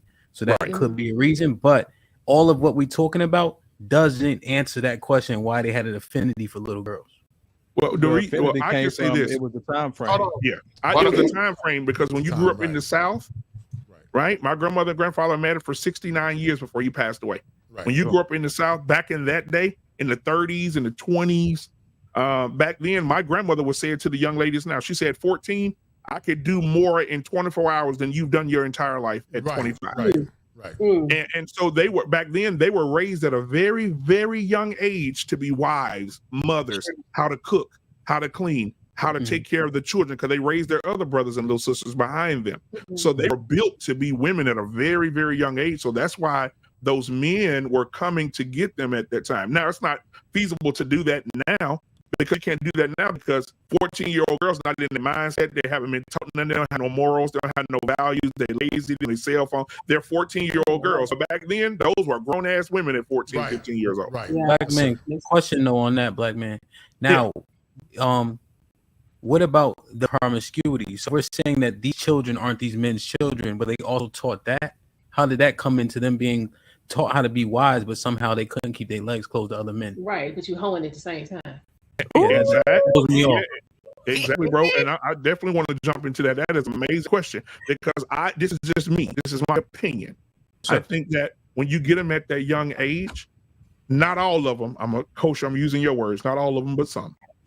When you get them at that young age, and say, for instance, you had to leave for a time, right? You had to go to World War II, or you had to go to a war or leave and go somewhere for about 6-7 months at a time. That young boy down the street that's running up and down that road, or he ain't there, she gonna give him some. She give him some. But guess what? Back then, when those women gave that thing away, when the man went there, it wasn't heard of, no.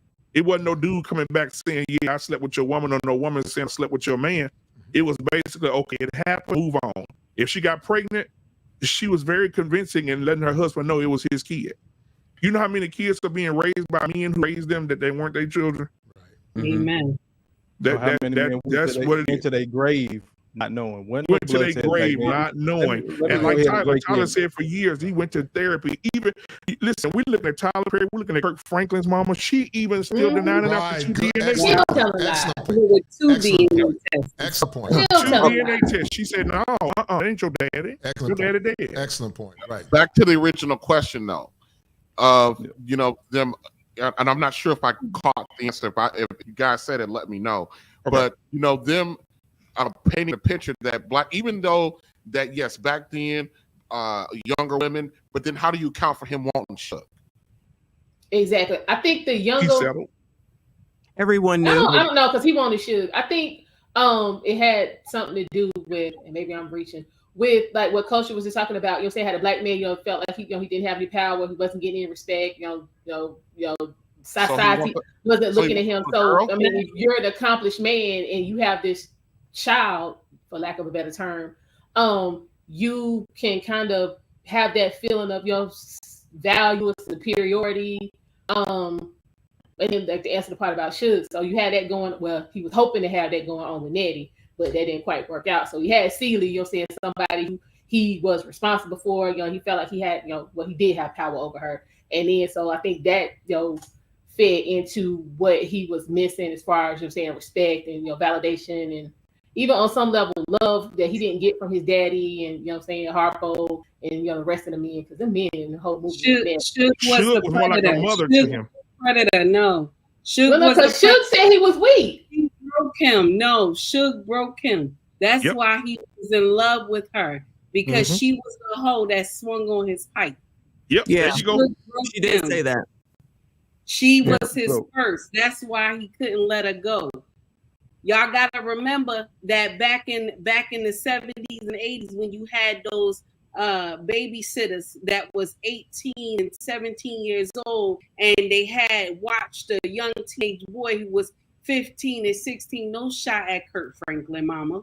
Okay? No shot at Kurt Franklin, mama. But when they had watched those boys who was 15 and 16 and they looked it good to them, they took them to the back room, told them, don't tell nobody. Right. Don't tell nobody. I'm going to put this on. I just didn't grow up in the midst of all of this.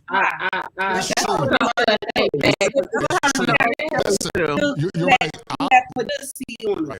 Right. I've had men tell me the same story Takehita is talking about. I've had men come in private therapy telling me how older women took advantage of them. But once again, it goes back to that nebulous notion: sugar and spice, everything nice, and it continues to perpetuate the cycle of victimhood. Because once again, it's power in victimhood. Because at a subconscious level, the average woman knows she can see the average man. So how do I get my power?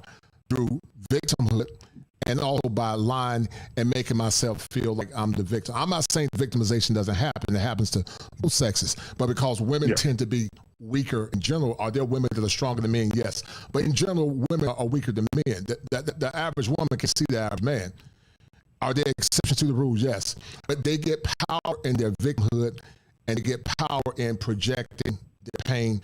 And that's how they can continue to tell that narrative and tell that story through generations, because they haven't dealt with the vicarious trauma of the men that hurt them, or the pretty guy that had good hair, or he looked good, or he was a thug or a bad boy, and they transmit that pain and trauma to all black men. So, and it's a thinking error. Let me ask you guys. Can I tell you something real quick, TJ? Yeah, let me ask you guys a question. Okay, go ahead. Let me ask you guys a question. Yeah. So today, do we perpetuate that narrative that black men like young girls? Because now, just a little bit of digging in the man, just a slight dig inside the manosphere into this conversation. We're telling guys now, when you're 40, go get your 20-year-old. Is that the same thing? No. Explain to me why not. Listen, because it goes back to that conversation we just had a couple of weeks ago.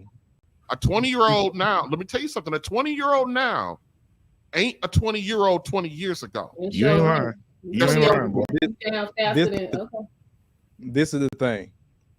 In the manosphere, red pill, men-centric content space, brothers in their 40s say date women late 20s. Nobody's saying go get you a 20-year-old. So I want to correct that. Sure. Nobody's saying that, because that's still a brain ain't even done developed.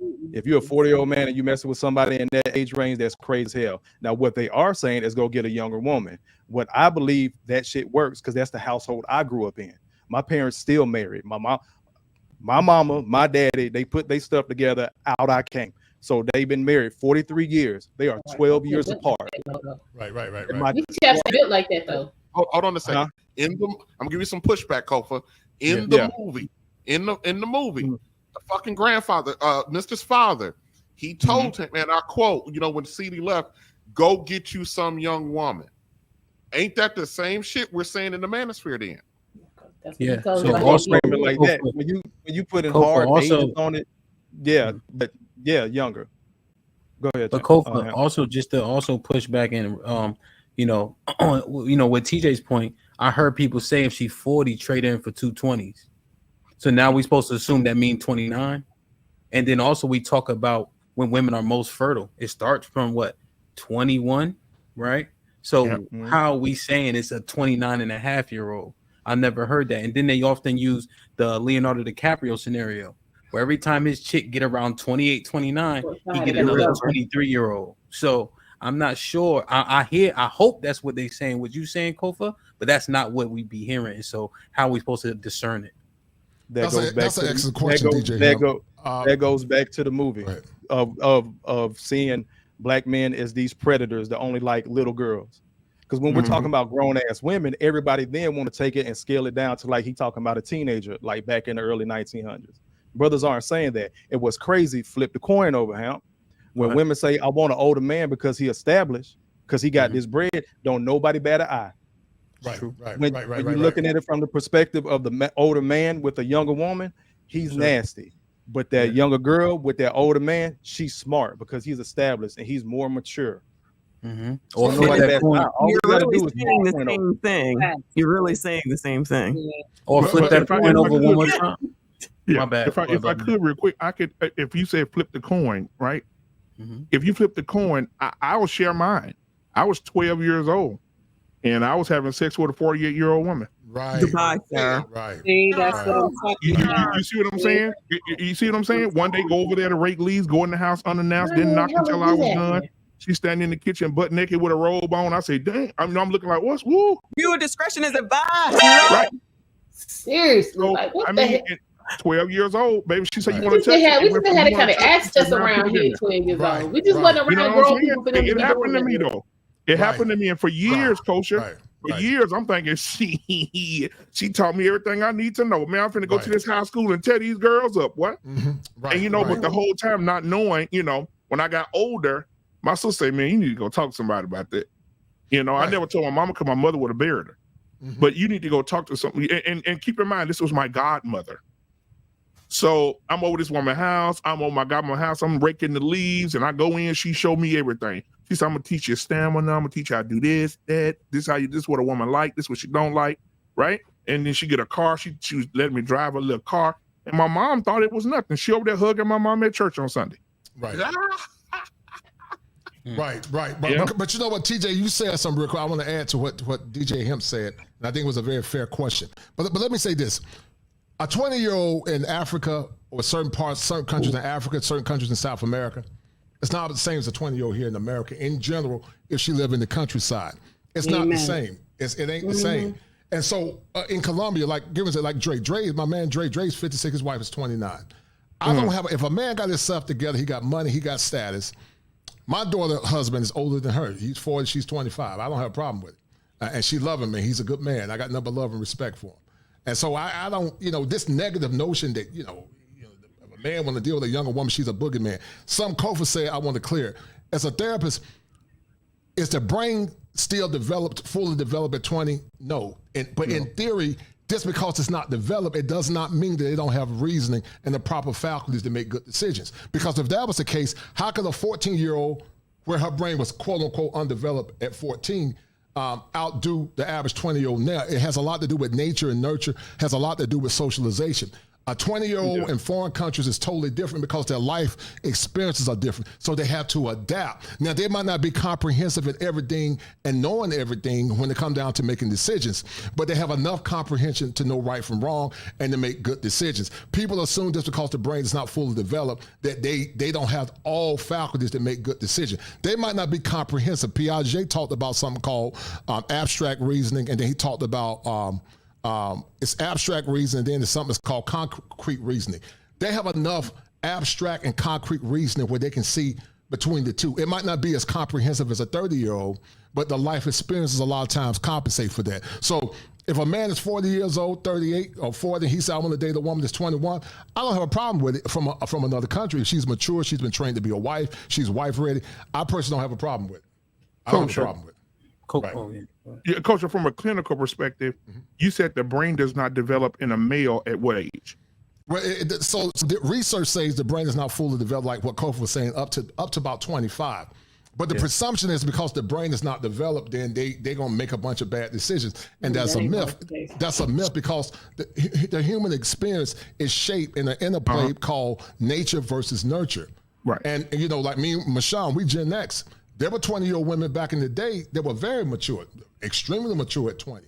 But it's how children are socialized now. Children now don't have the requisite social skills like generations of the predecessors from the past. Not at all. The environment shapes how we think and how we move. Life shapes how we think and we move. There's an old slogan and saying that says, tough times make tough men, but good times make weak men and women. And so we're in good times now where people might have the technical knowledge and savvy, but the interpersonal skills they lack. Even to the point now, you got some grown women that's going through damn arrested development. They can be 45, 50, 60 years old, but developmentally, some of them are still in their 20s because they're still in that stage between intimacy versus isolation from 18 to 40. 18 to 40 is the stage between intimacy and isolation. But you got grown women that are still in that intimacy versus isolation stage where they should be in that stage that Erickson talked about called generality versus stagnation. Yeah, go ahead. Well, question on if we're saying that's the case now, and we're in times of weak people overall, shouldn't that guard against the fact that men should be dating such young women then? So if these women are developing more slowly, right, and they're younger mentally, shouldn't we not take these younger women? If you're saying from in the past they were further developed, now they're less developed because of soft times, that means that we should probably wait for them to get older for that very reason.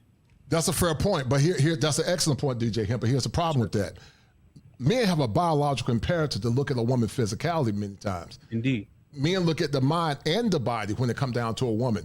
Is she feminine? Is she fit? Is she fertile? Is she shapely? Yeah. You know, the mind does play a role, but you know, most men when they looking to find a woman, they ain't looking at no mind first. They looking at that body. They really not. Yeah, they ain't looking at no mind. They looking at They the body. not, and that's why they in trouble. Yeah. Listen, somebody told me the only they want is some money. That's all. That's you it. know, and so when a man get money and status, he want him something young, tight, and dynamite. All right. And let the church say hold on. amen. Amp, hold on a second. Speaking of old money, Kofa, read these super chats. Let's pass the collection plate at the church. Hold on. Money talk.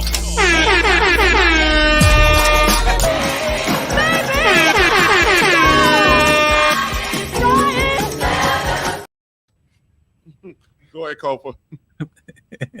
What? I was reading fine. Hold on, Kofa. I was reading fine. God damn it. That first one, be funny. It was like 3 words and you couldn't get it out, bro. Come on now. Hey, Quiet Storm, hold this. You keep talking, man, and you shut the fuck up. Go ahead, Cole. International Quiet Storm, put some respect on his name. $5 super chat. He says, DJ Hamp, say it with me. I'm Floyd Mayweather. Put him in the fucking bench. Get him out of here. Come on. Damn. I'm Floyd Mayweather, and I support iHeartRadio. Y'all know that dropper. You've been over Theo chat. Yeah. Chris Creative in the building with the $5 super chat. He says, why would you ruin your Christmas by watching that mess? Man, That part. hell of a Christmas gift. International Quiet Storm back at it with another $5 super chat. He says, a shadow chick? I thought that was only for fat chicks that's pushing 350 pounds with cankles, neck fat, and 12 turkey legs. Oh my God. Okay, go ahead. I didn't know that. I didn't know they had qualifications. Hey, Quiet Storm, don't knock it till you try, bro. I didn't know that. I didn't know 12 turkey legs. Corey Joe, salute to Corey Joe, man. He always in my chat with a $2 super chat. He says, cook, Kofa, cook. I will continue, brother. We all will. Gregory Scotland with the $5 super chat. He says, when we get past the boomer and Generation X black men, there will be an increased separation. Those two generations are still about the community. I promise you I'm not. I promise you. There's a storm in the building with the $5 super chat. He says, so do you guys owe modern women an apology? Women haven't changed after all I see. You all right, RBN? Right, what kind of fuck shit is this? That's a storm. Can we reverse the goddamn super chat? Motherfucker. Shit. Damn, that's crazy. Oh my God. I got an apology when you get done. I apologize to him. I Yeah, got some apologies need to go around. But, Yeah, I got it. I got it. I ain't apologize. So as we get done, these two. Gary S with the $5 super chat. He says, "Great show and great panel." Appreciate that, good brother. What up, Mr. Gary? There's a Storm back at it with the $2 super chat. He says, "Great observation, DJ Hamp. Goat mode." Look, we don't need you pumping this brother head up no more. He already know. Nah, man. Culture Invasion Podcast with the $5 super chat says, "For the adult beverage fund, let's go." Yeah. Oh, dang. Bob, hell of a name. Bob with $2 super chat says, "Is she white?" Shout out to Bob. I don't know what that was in reference to. I don't know if no, she wasn't white. Big brother Andre and Andrea from Love Crossing Borders with the Colombian pesos, 40,000 Colombian pesos said, "Married my wife when she was 23. She's bilingual, successful corporate tax accountant with an old soul, and her master's degree here in Colombia. We celebrated our 4-year anniversary in Europe last month. Right. U.S. women develop slower." Right, that's what I said. Right. That's what he said. Mike Brown with the $20 super chat. He says, "What up, panel? Great convo." What up, Mike? Celine with the $10 super chat says, "I know a girl in a Christian group. I'm in from the U.S. who at 18, her parents fully approved for a 47-year-old to marry her. If that man came to me and my husband to ask to marry, he'd be 6 feet under." All right, everybody who gave a super chat, I got something for y'all.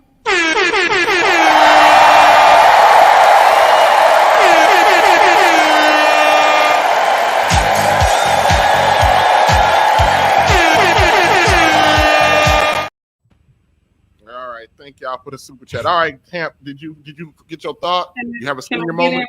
Can I get in real quick before y'all cut it out? Yeah. Thank you to Katrina for the $15 Cash App. And also, I want to step in and say this real quick.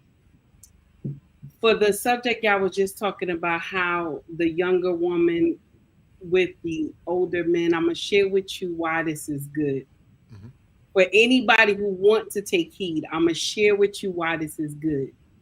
If you get a woman that is in your age, okay, you and her are neck and neck in age, you cannot teach her. You can't teach her how to be your wife. You need to get someone that's younger so you can teach her. The main objective is when you marry is to teach. It's not that you and her compete. And that's the problem with the women in our culture. That's why if you want to get married, you get someone that is a little younger than you. Because my husband liked to always tell me, "You're a child, go sit down." I'm 7 years younger than him, but he'll tell me, "You're a child, go sit down." Even when we drink, even when we drink something and it's too strong and we went to like a gala or something, he'll tell me, "This grown folk drink, go sit down." So that's why I'm saying to you is that for you to get the house in order, she has to be a little younger. Because if she's in your age, you and her are neck and neck, she gonna tell you, "You can't tell me nothing." Yeah. So that's just my take on it, you know. Unless she's been trained to be a wife, but that's an excellent point. Exactly. Unless she's been trained to be a wife, but in America, this is rarely. They rarely. No, don't you're train. correct. No, you're I'm right here. I'm right here. But think about this, guys. Let's You look at right the- there. But I'm right here. I'm right here. He's just not listening, but I'm right here. I'm gonna let DJ because I'm gonna cross him because but look at this and it's DJ's turn. But if you think about it from a theological position, you know, Adam was here long before Eve. Adam had him a young woman. They weren't born around the same time. So, you know, if Adam had him some young Titan Dynamite, if you got your money right, you should be able to get you some young Titan Dynamite too, as long as she's mature. You just need to make sure it's worth it, because a lot of times they'll get that young type Dynamite and then they end up in a whole mess. Mary was 14, guys. EA Alexander, what is his name? Go ahead, DJ Hemp. I know you wanted to talk. I apologize, brother. Well, no, I just have questions. So take heed. Who's raising these women to be young and ready for marriage? Nobody. So are you saying we have to start from scratch and teach a woman essentially how to do women shit? Mhm. That sounds I'm like an share with you oxymoron. something. That's counterproductive. I'm gonna share with you something. The man is. I always tell women on my channel, the man is the first teacher. He's the first teacher. He's the first. Like So your when father? you come into your husband, say that again. Your father? Say it again. Your father? The father is the first teacher, but check this out. Most women in America, right? There's no father there. She doesn't know what kingship looks like. Indeed. So when she enters the home of her husband, she doesn't know how to tend to him. She doesn't know how to handle it. So now her husband will become her teacher. He has to show her how to take care of him. This is every husband's job. I don't care what part of the world you live on. This is every husband's job. Because remember, if she does have a father, she's leaving one father to go to another father. And that's you, the husband. So the husband has to teach her. You first of all, the wife is the husband's project. So if your wife is indignant and she acting nasty, she don't know how to be respectful, she get out of line, that means you didn't finish your project. That means you didn't finish your project. That's so actually damn. Go ahead on. No, I hear that. But that's what often is happening to men these days. All the responsibility and accountability continues to fall on men. Because you just said, yeah, but the thing is, people have to be willing to be led though. Because we can't use different punishments nowadays like they used to before to get people in line. You can what consequences can you dish? But wait, just put 1 second, right? Because what consequence do you dish out other than to leave her if she doesn't get in line? Because you said And if she's wasn't out of line. in the first place. Yeah, if you That's said, right. take heed, you said if she's out of line, then that falls. He didn't finish his project. There's no accountability for her. I see your point. Okay, listen. Let me give it to you. Hold on. Yes, Let me give it to you. Go ahead. What happens is you're gonna vet her. You know, we always talk about vetting, right? We always talk about vetting first. So now you know why you're vetting her. If she is a wife, if she's able to follow you, if she's able to get on your plan, you're gonna learn this while you're dating her. Now, if she can't do this while you're dating her, there's no need to talk about marriage. There's no need because you're going to be in the dark. So if you bring her in your home, it's going to be a problem. So what you're saying is we just keep her as a side chick? No, you don't keep her. You don't keep her at all. That's how niggas get caught up with So Jesus Christ. TJ, that's actually an ill segue to the segment for Harmonize and I. But I had one more question, if you don't mind, for Mr. Clinician. If you don't mind, TJ. Yeah, go ahead. Mr. Clinician, so I coach high school football, right?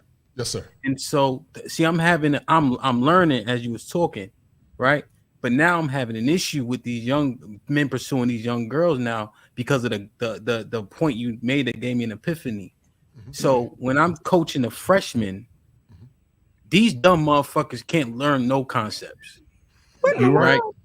Shout out to the kids. I feel what he's talking about, though. I feel what he's talking about. Too, Hamps, I understand. So you smell me, right? So now when you get to the 18-year-olds, now I don't have to have a one play call for 6 blitzes. I can call 6 blitzes. You know what I mean? And now it gives me more fluidity. I can call smoke. You know what I mean? I could do a whole bunch more because they understand concepts, many more concepts. So now I'm taking this, right? My understanding, and then I'm just employing it in the other gender. So the younger, they dumber, right? And then, but as they get older, they understand more. Right. So why would I not employ that same logic to the women I'm pursuing? So your question is, I'm trying to contextualize what you're saying. My bad. I filibustered. I shouldn't. That's my fault. Yeah. No, go ahead. So I'm trying to contextualize what you're saying, DJ Hamp. So are you saying that because boys grow up slower, we should have that same level of reciprocity for the girls? Is that what you're saying? Well, what I'm saying is the boys just can't consume as much information and then employ it when they're 14, but when they become seniors, they know so much more. Now, granted, they've been in the system longer, right? But they can just retain so much. So now I'm using that same logic because you told me that people are developing slower, and I'm just thinking the younger, the dumber. Essentially. Right. Excellent. I see your point.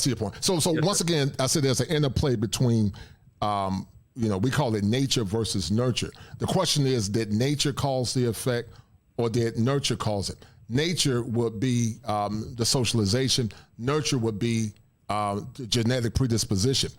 When it comes down to boys, a lot of times, I think the prevailing factor with a lot of boys, DJ Hamp, is this.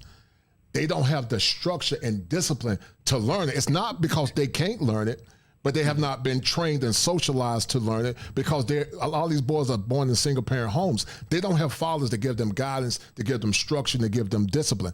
Fathers elevate the mental structure or the mental nature of a boy. Some of these boys are delayed, DJ Hamp, because they're not getting their rest. As a clinical therapist, we look at things, do what's called protective factors and risk factors. But when we look at things through the lens of protective factors and risk factors, we use a metric called the locus. It's called the level of care utilization system.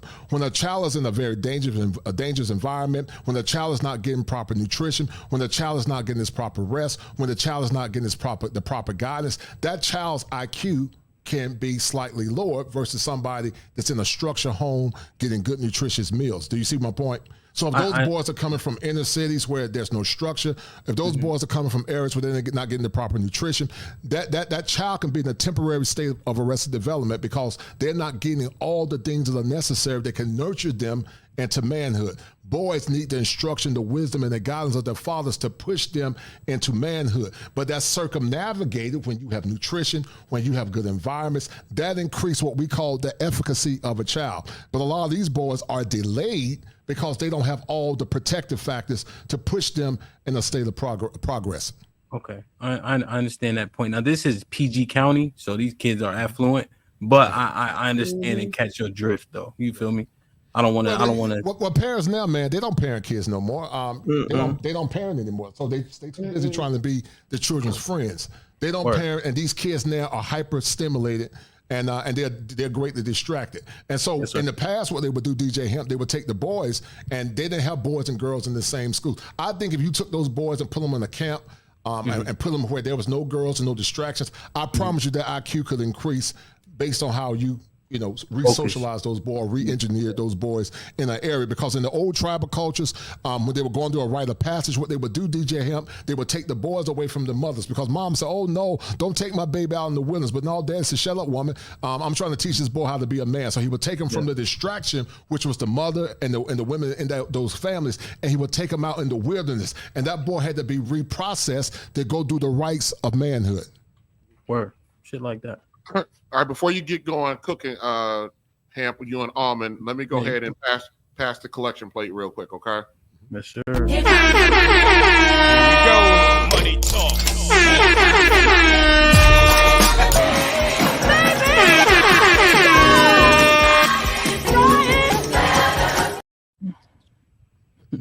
All right, go ahead, Hamp.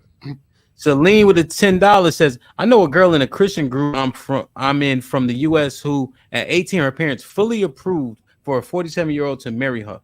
If that man came to me and my husband asked to marry, he'd be 6 feet under." Damn. The International Quiet Storm with the $5 says, "For tonight's therapy session, ellipsis, unless you want to ruin your Christmas dinner, avoid that remake at all costs. Just sit down and watch Die Hard."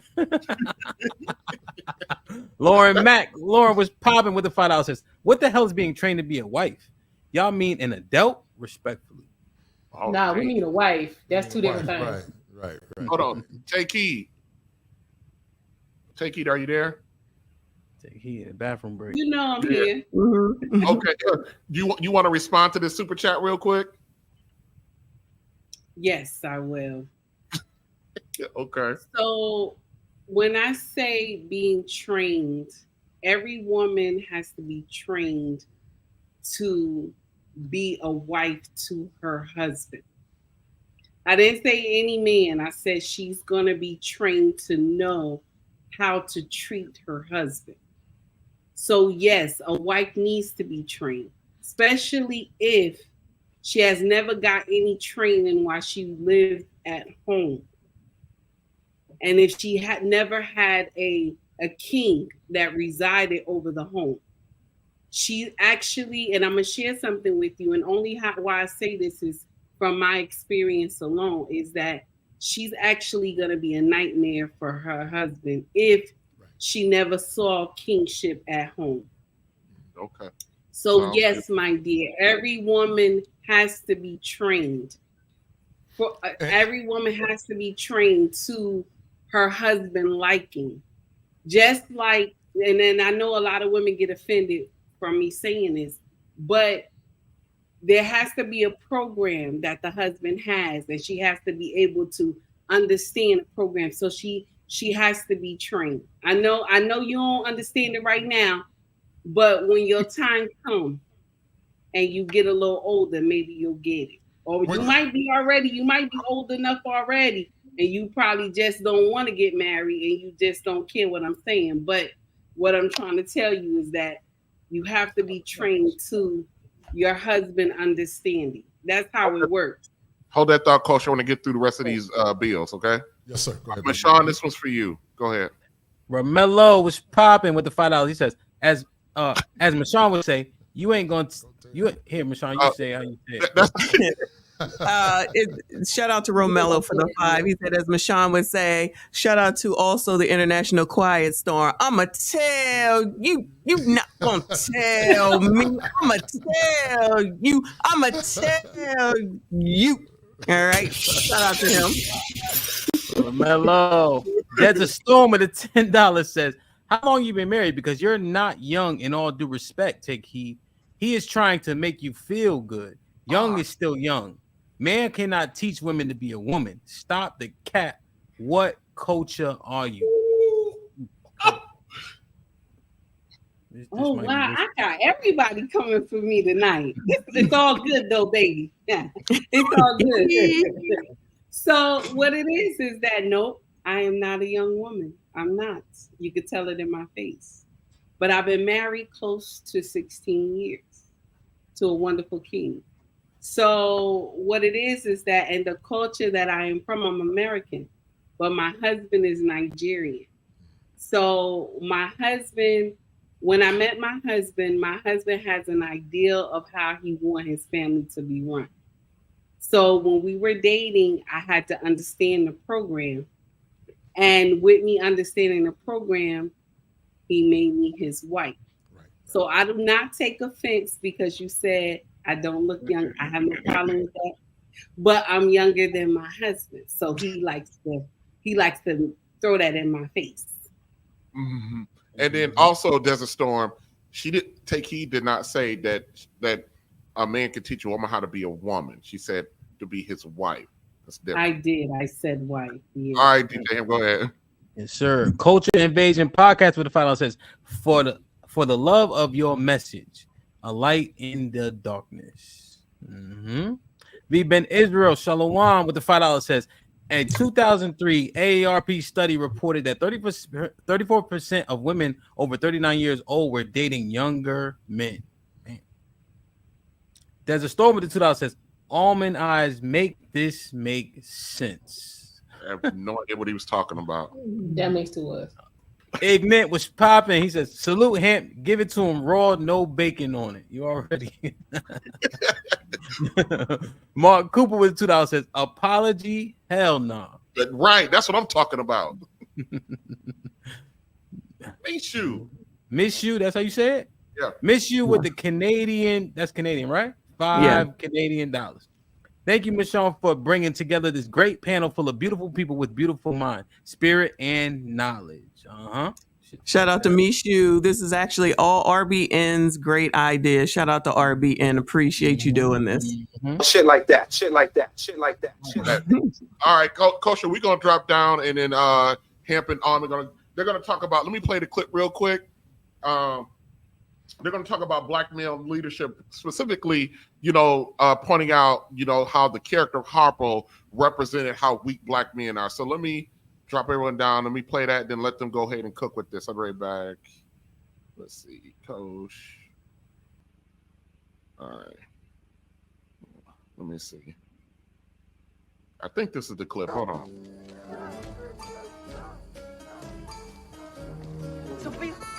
Sophia, that's hop over together. I declare you it's slower than Christmas. From the house. I thought you said we gonna meet. Dear God, Harpo be in love with a girl called Sophia. Now she be a big girl. Mister say he wanna have a look at her. I see them coming way up the road. They just be marching like going to war. All right. So you see how Harpo running up behind us. Sophia got that, linebacker march to the middle of the field. Yo, it's Lord have mercy.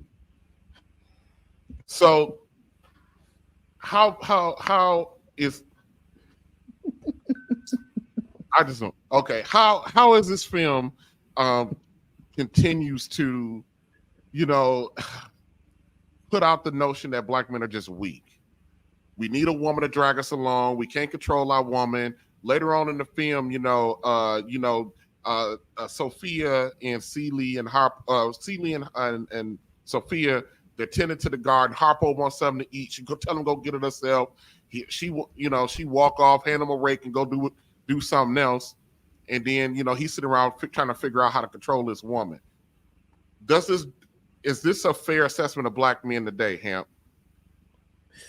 I mean, what was LTJ? Friday, you really brought some shit in the frame for me. You were saying, why don't the women on my panel treat you how they're treating these other niggas? The majority, too. Right? And no shade to them, right? But why is that? Why are those men not resonating with them? Like treat me or you? Treat you. How they treat you. Right. When you ever had to have wild smoke with them on the panel? Never. So I'm saying, why is it like that? They seeing these men in a particular light for whatever the reason is. These the happy wife, happy life. This is what men perpetuated, right? And then if men are being raised by women alone, they taking on more feminine traits. What happens then? That's why. These men are in partnerships and they deserve it. So I'm not surprised. Harpo is an exaggerated depiction of the partnership, man. Happy wife, man. But that is what it is today, right? Because if you can't pay all the bills, right? If you can't do X, Y, and Z, she got more say so, right? Like my wife, one time she was making the kids' place before because they can't do nothing. I said, man, fuck them kids. What'd you say? Fuck them kids. Fuck the kids. And she like, they can't do that. I don't give a fuck. I don't care if they 4 of them to another. They can kiss my ass. Them niggas don't pay no bills. They don't know if they hungry or not. Make my shit first. And it didn't last long, right? But I was coming at her, but it wasn't like deep, you know what I mean? But I brought it to her attention. You know what I'm saying? Or make the plate before I get here, and then I don't know who plate made first. You know what I'm saying? But this is what the men qualify for. So just like what what was her name? My fault. Take He was saying, right? These men ain't ready to be husbands, i.e. Harpo. Right? You know what I mean? Harpo went fight a speeding ticket. And then this is the woman, he knew what she was when he met her. Yeah. So now you surprised? Like that, and then you expect them to change? If you accept the flaws and all, and that's one of the flaws, you can't be surprised when she beat the Snoop Dogg shit out you. Right. And here's for me, Hamp, just to sidestep back to the ladies on your panel. Yes, sir. I come up there, I let the women be women. They gonna say derogatory shit. They gonna go low, bro. I know that from rip. So why do I spend my time focusing on them and their nature and not the issue? I keep my shit to the fucking issue. And then I say the thing that I say, and I say it unapologetically. Whether they like it or not, I don't give a fuck if a woman that I'm talking to, if she speaks to me, if the woman I went, if she wants to fuck again, none of that matters to me, especially when I know I'm right about something and I'm going to stand on something. So, and I think that comes across. And let me tell you something, Hamp. I didn't get this way. I wasn't born this way. You know, I could see a lot of the former TJ. I see a lot of Harpo. You know, I identify with Harpo a little bit. But the guys that come up on the panels and they interacting with the ladies, not just on your panel, any panel. I told you at times I'm sitting back and I'm watching this shit, and I actually did a stream about this. A lot of times the reason why women are responding this way is to a lot of these guys. These women are confused. They're looking at a dude, but they're getting female energy from a dude, and they're short circuiting with these dudes. Let me give you a little bit more credit than that, though, right? The shit you just said is the reason why you're gonna be legendary in this shit. Because you ain't a fucking superhero on the internet all of a sudden. You ain't one of these niggas that never had a flaw in his life. You tell the truth. See, people, women be overdoing that women's intuition shit, but they have a level of discernment though. And at the very least, they could tell you ain't a lying ass nigga. You know what I'm saying? Pardon I'm talking so hard because I just feel like that is probably one of the overarching things that get left out sometimes, TJ. So I just want to make sure I give you your flowers because you don't be like you'll say shit like that. You'll say, you know, my mom, my grandma, etc. I met my dad at 40 years, you know, whatever the time is. Like people don't be that transparent. And I think when you do that, you gain so much respect and garner so much respect. So I want to make sure everybody hears that and understands that about you as well. I appreciate it. Yeah, I don't understand, you know, and let me tell you something. I deal with, in my day-to-day life, I deal with the Sophias of the world every day. But the Sophia treatment only comes to me once. Because I believe in getting you where you stand. If you felt the need to do me like that, I don't care if I'm not saying this like, you know, like I don't need my ends or something like that. I don't give a fuck if I'm at work. I don't care if I'm at church. I've gotten to the point I don't care if it's my grandmother. You come at me sideways and out of order, I'm gonna get you where you stand. Fuck that job. My grandmama gonna get what the fuck she gonna do? The moment I stop paying her rent, she gonna get out. She gotta go. Shit like that. And if I'm with my woman, she don't like something I got to say. Guess what, Hemp? Hey, ain't no bars or electric fences on my goddamn door. I seen that in real time. Remember? Yeah, real shit. I already know. I was let me just a sidetrack real quick, just to hit the point home. The last chick I was dealing with, she had a problem with the fucking with the live streams and shit. You know, she had a fucking problem with the live streams. And the first time she said something about it. I said, you got two fucking options. I said, you can help me build it, or you can shut the fuck up and get out of my life. And I told her to her just like that. Real shit. Yeah. So, but a lot of us are depicted like Harpo. Yeah. Sorry, Armin. I didn't mean to. No. We were actually pretty succinct. That wasn't a long time, so you know what I mean. Yeah. What's up, Armin? Hi. Go ahead. What you think? I don't even know where to start, y'all. We don't know what y'all talk about, Harpo. But I want to say this, Hemp. I appreciate you saying what you just said, the TJ, because I be telling him this stuff. I don't think he'd be sinking in. So for him to hear it from somebody else lets me know I'm not crazy. So thank you for that. But Harpo, I agree with the part about him being an over exaggeration, but with that being said, it's not that far off from what's going on now. But there a lot of the reasons why I think Harpo was presented in that light and the things that went on are not so far from what's going on now. There was, even though, you know what I'm saying, he grew up in the house with Mr. didn't really raise him. Mm-hmm.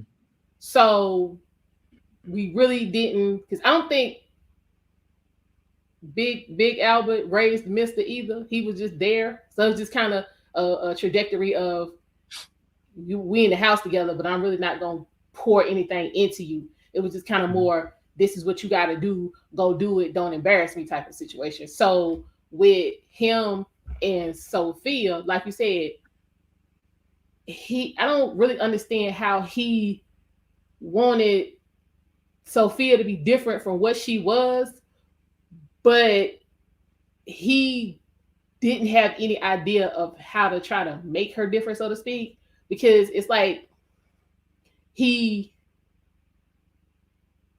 never saw a successful relationship. Because I mean, Mr. and Celie wasn't in love. Him and Suge, Mr. and Suge was dysfunctional.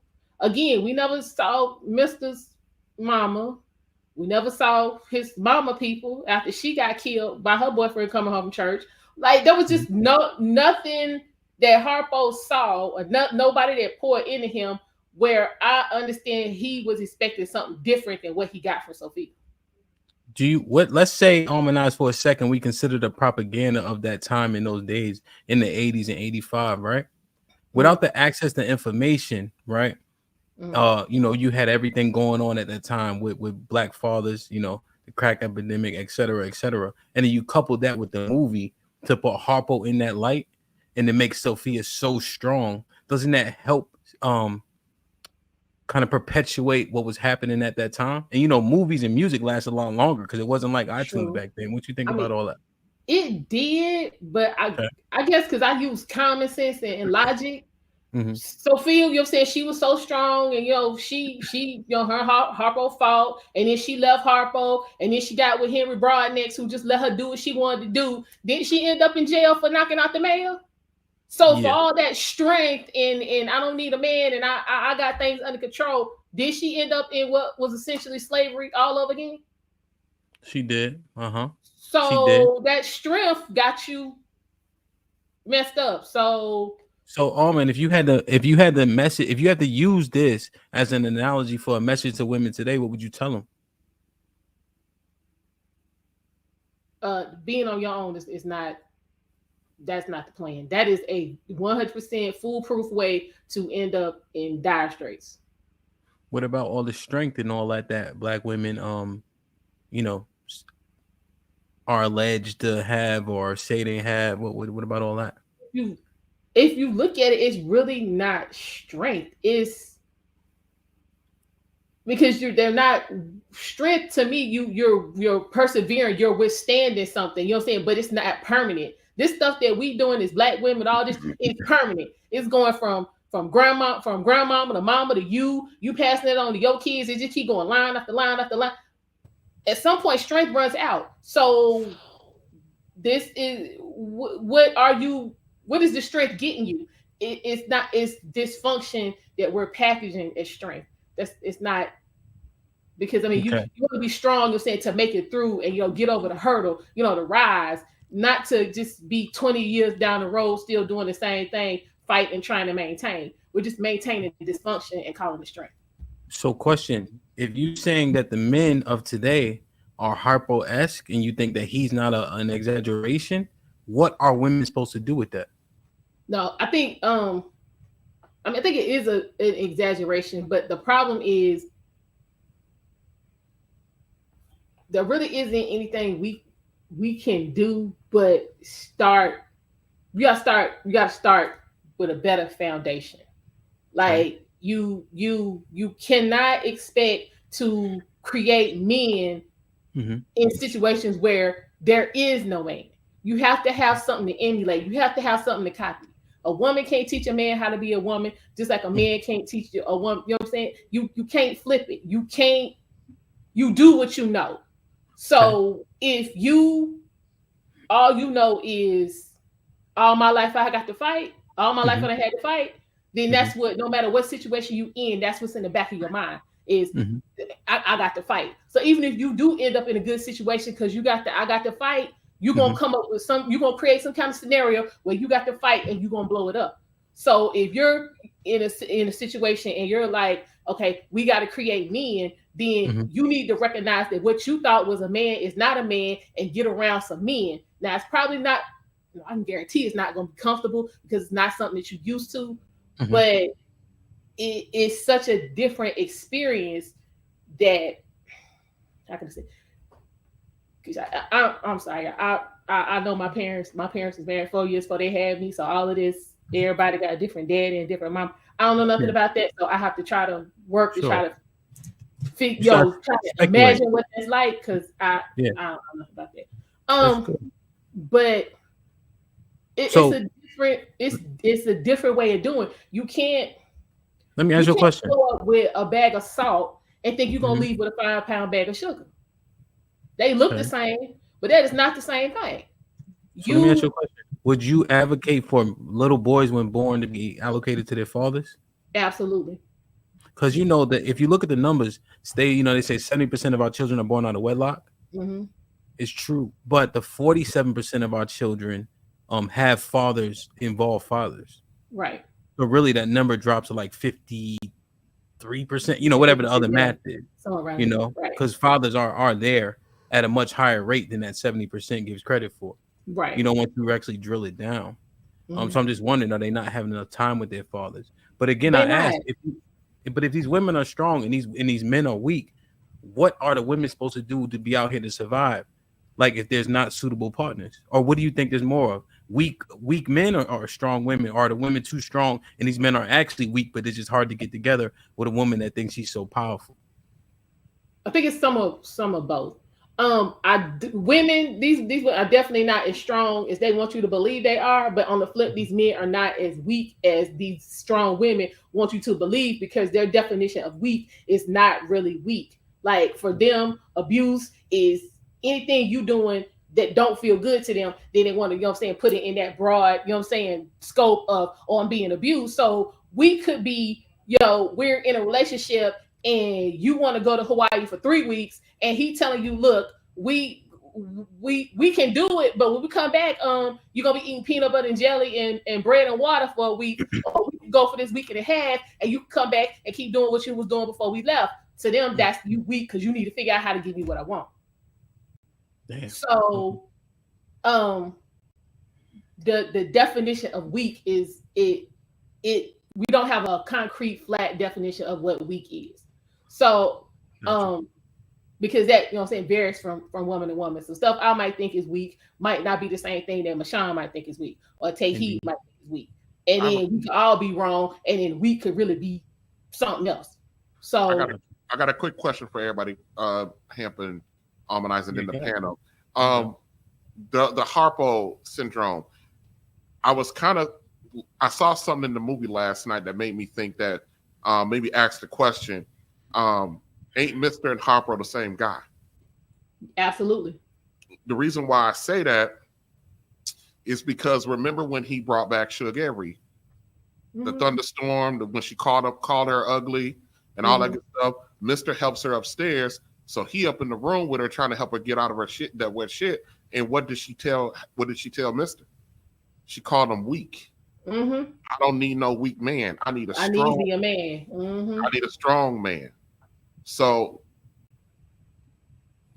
the question is, what would he have done? Why didn't he do to Suge what he would have done to Celie if Celie would have said that? Suge had him by the nuts. He loved Suge. He didn't care nothing about what Celie had to say. Yeah. Yeah, he didn't care anything about what Celie had to say. They could have both. You see how you was acting around her? He was a completely different dude. Oh, hold on a minute. Hold on. Child, yeah, when he was down there trying to cook that breakfast. Yeah, he tried. Yeah, that was the kindest thing he said to Celie that whole movie when he asked her where was the butter. Yep. A 3-hour movie. That was the kindest thing that man said to her the whole time. And when she left that rocking chair. Oh, child, he threw the kerosene. Yeah, I'd have been gone. Yeah, I'd have been out. But the house was calm when Suge was there because she was screwing the both of them, so the house was calm. Exactly, and see that's why I think nobody had a problem with Suge being there because he was kind of silly, he was kind of Harpo. Daddy ain't have to worry about Mr. doing nothing crazy. Mr. was cool when Suge was on the scene. I remember when Suge left, Celie fainted when the car took off. So the question is, hell was coming. He did faint. Remember when she fainted? So why is that? Why is it that? What's the difference between how Mr. views Suge versus how he viewed Celie? Why would he not be the monster he is with Suge that he is with Celie? Well, it's like what Celie said. He beat me for not being you. I don't think he had anything against Celie. It was just the fact that you here and Suge's not. I love her, but you know what I'm saying? Say that again. Say that again. I said I don't think it was like what Celie told Suge. She was like, he beat me for not being you. Oh, you said something else, Mister. Oh, so he loved Suge. There you go. He wasn't in love. He wasn't in love with Celie. Celie was just there. So I mean, even though we saw Mr. You know what I'm saying, abusing her. Almond, hold on a second. Hold on. Gotta let that resonate a little bit. True, but let's keep it a bean though. TJ. Nowadays, Pretty Privilege get the same results that Suge got. God, yeah.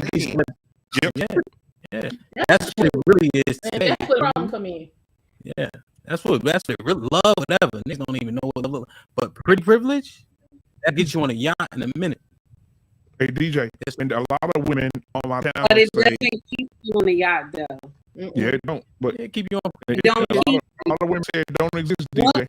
What? But if you at the club, once they get smashed, it doesn't keep you. I'm sorry, no, but you good, baby. Go ahead. It don't work in the club, you said? No, I said once you at that club and you walk to the door with your homegirl, because a lot of women say it don't exist. When you walk to the girl with the homegirl and the dude and the security guard there, oh, you can come in. And then your homegirl walking behind you, he said, no, not you, baby girl. You good. Yeah. That's pretty privilege right there. It is. Man, I DJ. I can go downstairs. Well, I know you know, yeah. Oh yeah, I've been with friends left outside. I was like, oh, that's cold. That's cold living. I'm gonna tell y'all about what happened. Before I was very shut to my wife, I'd be like, yeah, I'm like, my friends will come. I'm like, if they with you, they're like, nah, they are now. Come on. You know what I'm saying? Like, yeah, that's just definitely a fact, you know? Hey, TJ, real quick, man. I got to run in a minute, brother. Been a powerful show, man. Enjoyed you. I did a show on you yesterday, Take Heat. Make sure you check it out. I don't know if you saw it, but no. Oh my God. Yeah, you're fit for the kingdom. Make sure you check it out. Shout out Kofa. But real quick, TJ, this will explain. I sent a clip talking about thinking errors, cognitive distortions. If you don't mind, for about 2 minutes, if you want to roll there real quick, I'll pop off in the feed. But I've enjoyed this. It's been extremely fun. Which one is? Did you load it up in the bag? Yes, sir, I did. Which one is it? It's called cognitive distortions. Well, it's not labeled. They all say kosher clinician. What does it look like? It's the very first one from my face. With the guy? Okay. Distortion or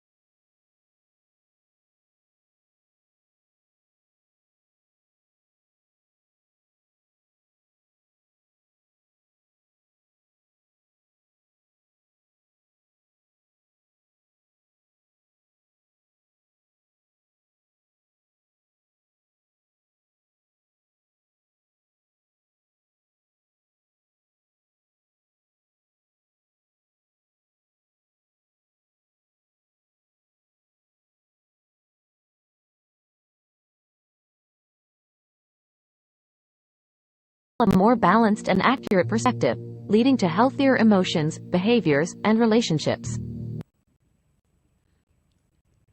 And I would say that's the crux of the matter. A lot of unresolved mental illness, especially that's been perpetuated towards black men. In a nutshell, TJ.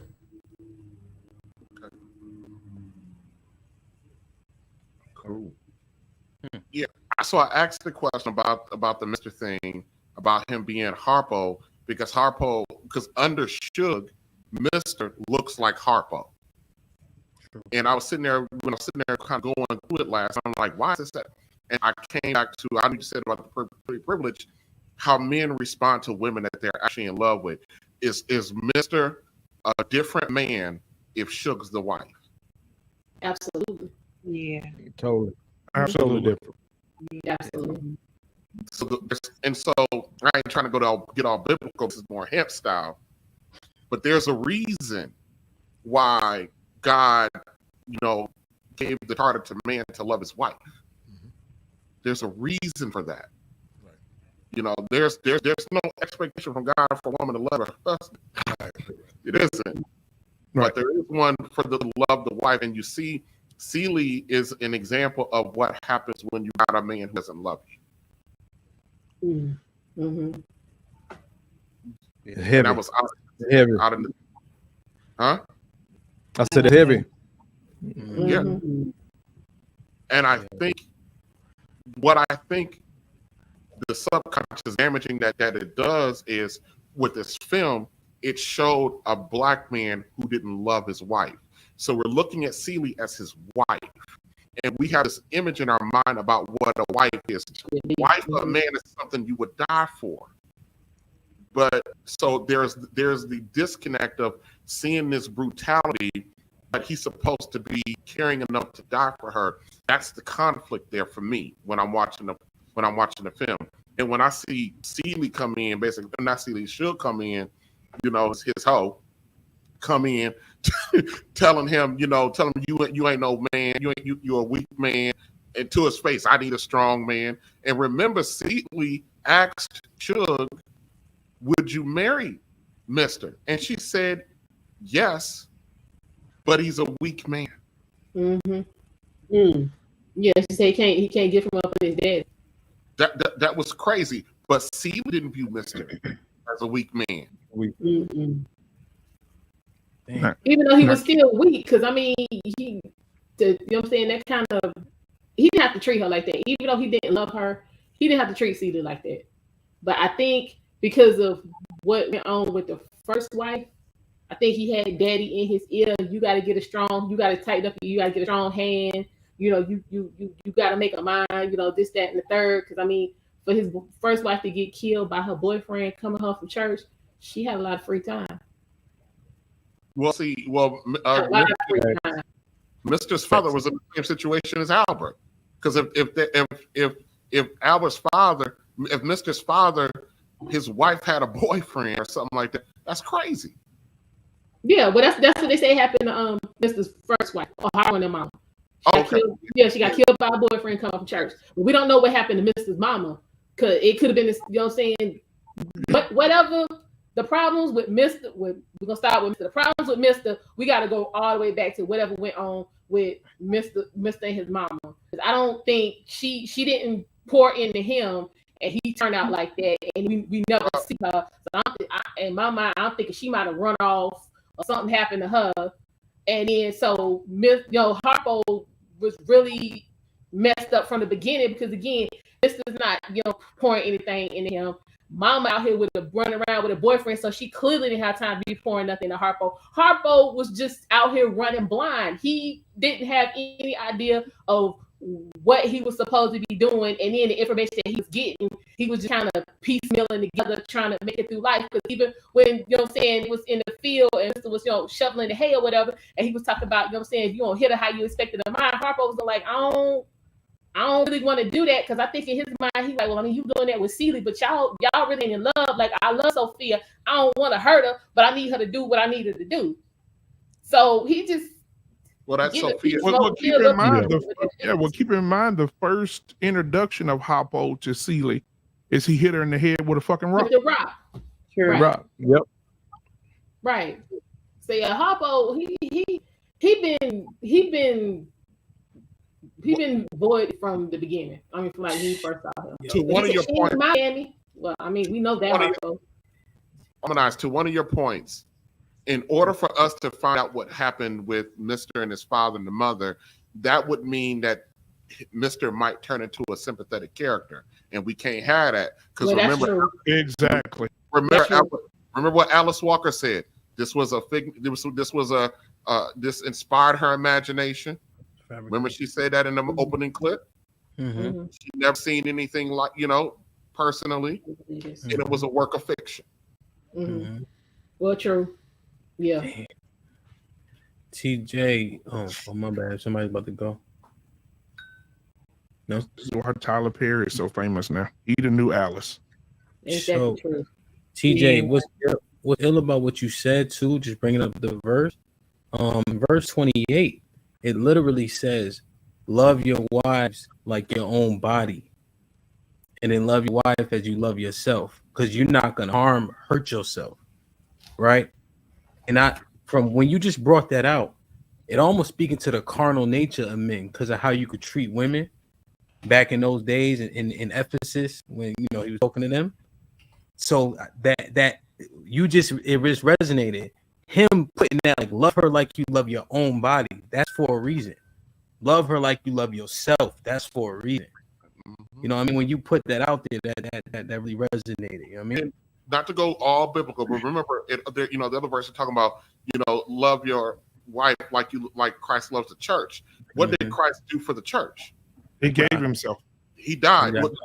And by the way, everybody, the church ain't a building; it's the people. It's the people. Yep. Exactly. So you gotta love as a man. You gotta love your wife like Christ loved the church, because there may come a time where you gotta give up your life to your lay down your life. And so, how do you ask a man to give up his life for something he doesn't love? Fact. But you know what? TJ? Since you're talking from a biblical standpoint of marriage, no, I'm not gonna go all biblical either. However, we go to the altar to pray, right? We go to the altar to get married. The altar is not something that says, I think I'm going to do it. An altar is something somewhere you go to make a sacrifice.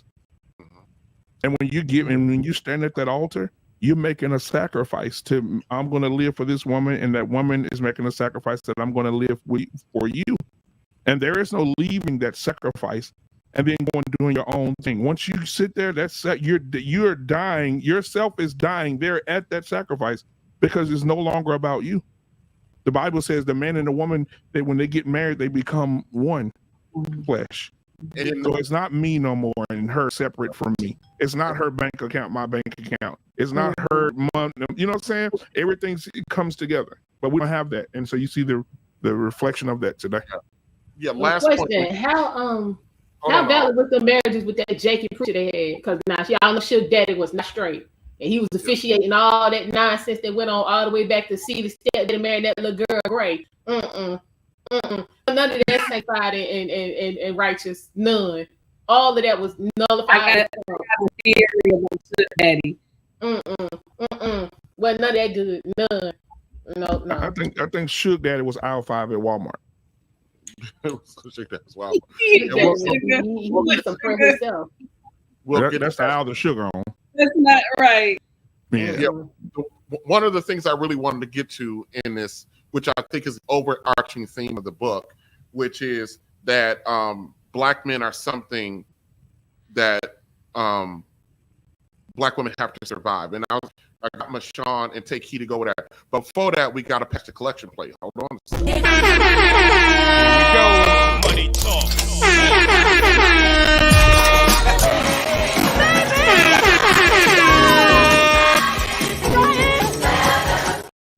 All right, go ahead. Every time I see that, I cringe. Maybe God is trying to tell you something. No, he been to use a hoe. All right, go ahead, Almond. Should have been the most honest one of all of them on there. I'm just saying, other than Steely. Yeah, honest hoe. I'm gonna go ahead read the super chats for me. Okay, so we got Desert Storm once again. The DJ Hemp. Now you're talking. Let's get it. CMBR. All right, this might be that risky. Might be risky. Yep. All right, we got Mark Cooper. Hey, Mark. My father told my mother it's 14 boys back here. Get your ass out of the way. This is my job. All right, now. Okay. Mark back again with $2. Wait a minute. Teach boys to feel, men teach boys to think. Oh, women teach boys to feel, men teach boys to think. Okay. Teach how to spray. I don't know what if I don't have that. So cool. All right. Just became a channel member that somebody doesn't tell me which channel he became a member of. All right. Hey, Cooley. Thank you for that. Let me see. Actually, there's a couple more. Okay, we got Jason Bourgeois, became a member as well. All right, welcome. Yep. And then Vincent. All right, welcome. Became a channel member. I don't know who though. Doesn't tell me. All right. Let's see. Let me drop everybody down except for. Oh man, let's see. All right. So, Messy Michelle. Hold on. Let me get this off the screen. I got you. Oh, okay, appreciate it. All right. So, the overarching theme, I think, of the book, of the movie, I keep calling it the book, but because it is a book, the movie is that Black men are somehow something that, Black women need to survive. I actually have a short clip. Let me see, where is it at? There we go. And I just want to play the short clip. Here we go. Now comes the time for me to tell you. What? It's time for us to go. You're such good people. That's the truth. Salt of the earth, but it's time to move on. Celie is coming with us. Say what? Celie is coming to Memphis with us. Over my dead body. You satisfied? That's what you want? Now what's wrong with you? You a low down dirty dog. That's what's wrong. It's time. All right, you're a low down dirty dog. So, are Black men something that Black women need to survive? Oh, Michonne, you muted. Sorry, my bad. In that movie, yes, absolutely. I'm serious. That would, and if it wasn't for the whoredom that came back, she may have still been there and still going through the same daggone stuff. You know what I'm saying? So now, if you're, go ahead. So you're saying the whore saved Suge? She did. Yeah. She did. But I'm just saying now, again, if somebody is bringing all that into today, that's, it's like we're so far removed from all of that, in my opinion. So I go back to people just want to be put upon. I don't know, because when you listen to Black women still today, I was having and I just, I get to the point where I don't even want to, I'm just going to sound horrible. I get to the point I don't even want to talk to my grandmother no more. She 83 years old, and today she went on this whole diatribe about how Black men don't take care of kids, and how Black men, all they want to do is kick your ass, and and I'm just like, first of all, lady, do you not know who you're talking to? And the answer is no. But why is it like, that's pretty sad at the end of the day that somebody is about to be, I'm sorry, I don't mean to be rude because I respect older persons, but we at the end of life basically. And this is all you got to say at this point? Yes. That's got nothing to do with The Color Purple. That got to do with her or whomever, honestly. But you hear a lot of time, Mashana, we see on the video clips and, our ladies, some Black man has done them so awfully wrong, and they had to get over and find the good Lord and had to be born again, new virgin, 18 kids later, and 8-day baby. We know that. But it seems like Black women are, it's like the narrative of Black women is that they're not really women unless they've survived some kind of atrocity.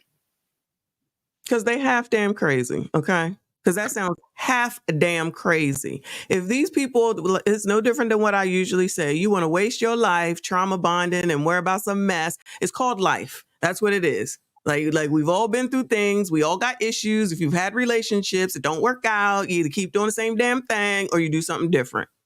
That's on you. It's up to you. Like, I can't relate.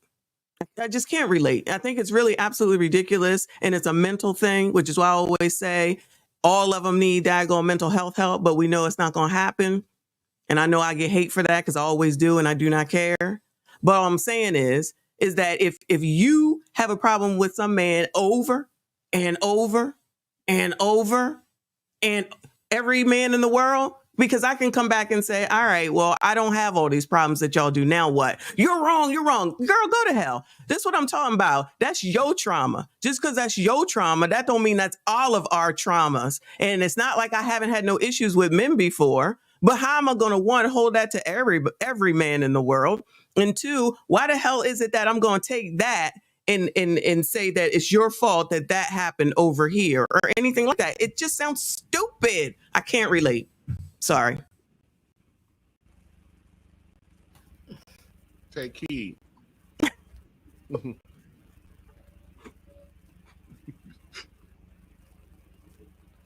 Did we just? Go ahead. Go ahead. Take heed. So, I'll say this. In this movie, yes, she was trying to survive Mr. Okay. In this movie, yes, because of her not being shook. Yes. But in this day and age, right? How can we say we trying to survive Mr. when we take Mr. where we found him? Girl. We find Mr. on the corner selling pharmacy products, and we go and sleep with Mr. and have all these children by Mr. And then when you get with some other hyenas, all y'all done slept with Misters. And so y'all all on social media talking about Mr. did this to me. But in all reality, y'all did it to yourselves. Because I can't sit up here and tell you, oh, well, I can't sit up here and say, okay, well, my situation is different from yours. I don't know. You know what I'm saying? I can't sit up here and tell you, oh, this is not right what you've been through. But what I can tell you is that take accountability for your shit. If you knew that you did some nonsense and you went out there sleeping with somebody who sold pharmacy products and you was baby mama number 3, then yes, you have to take accountability for your shit. You mess with Mr. and you got to take accountability. That's for the day and age now.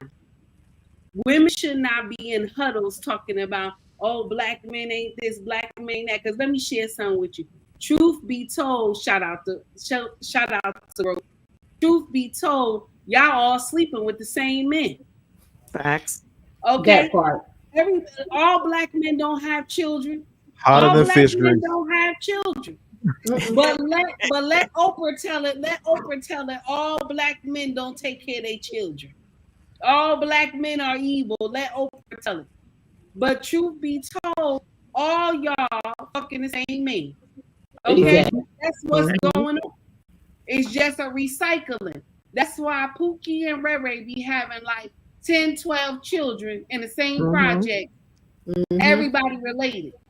So when women decide that they're gonna wake up and take accountability for your shit, you're gonna be able to get out of these groups where all these hyenas from the boneyard is there. Shout out to Crimson Sheriff. Shout out. Get out of all those that boneyard where all those hyenas at, because then you're gonna get some clarity, okay?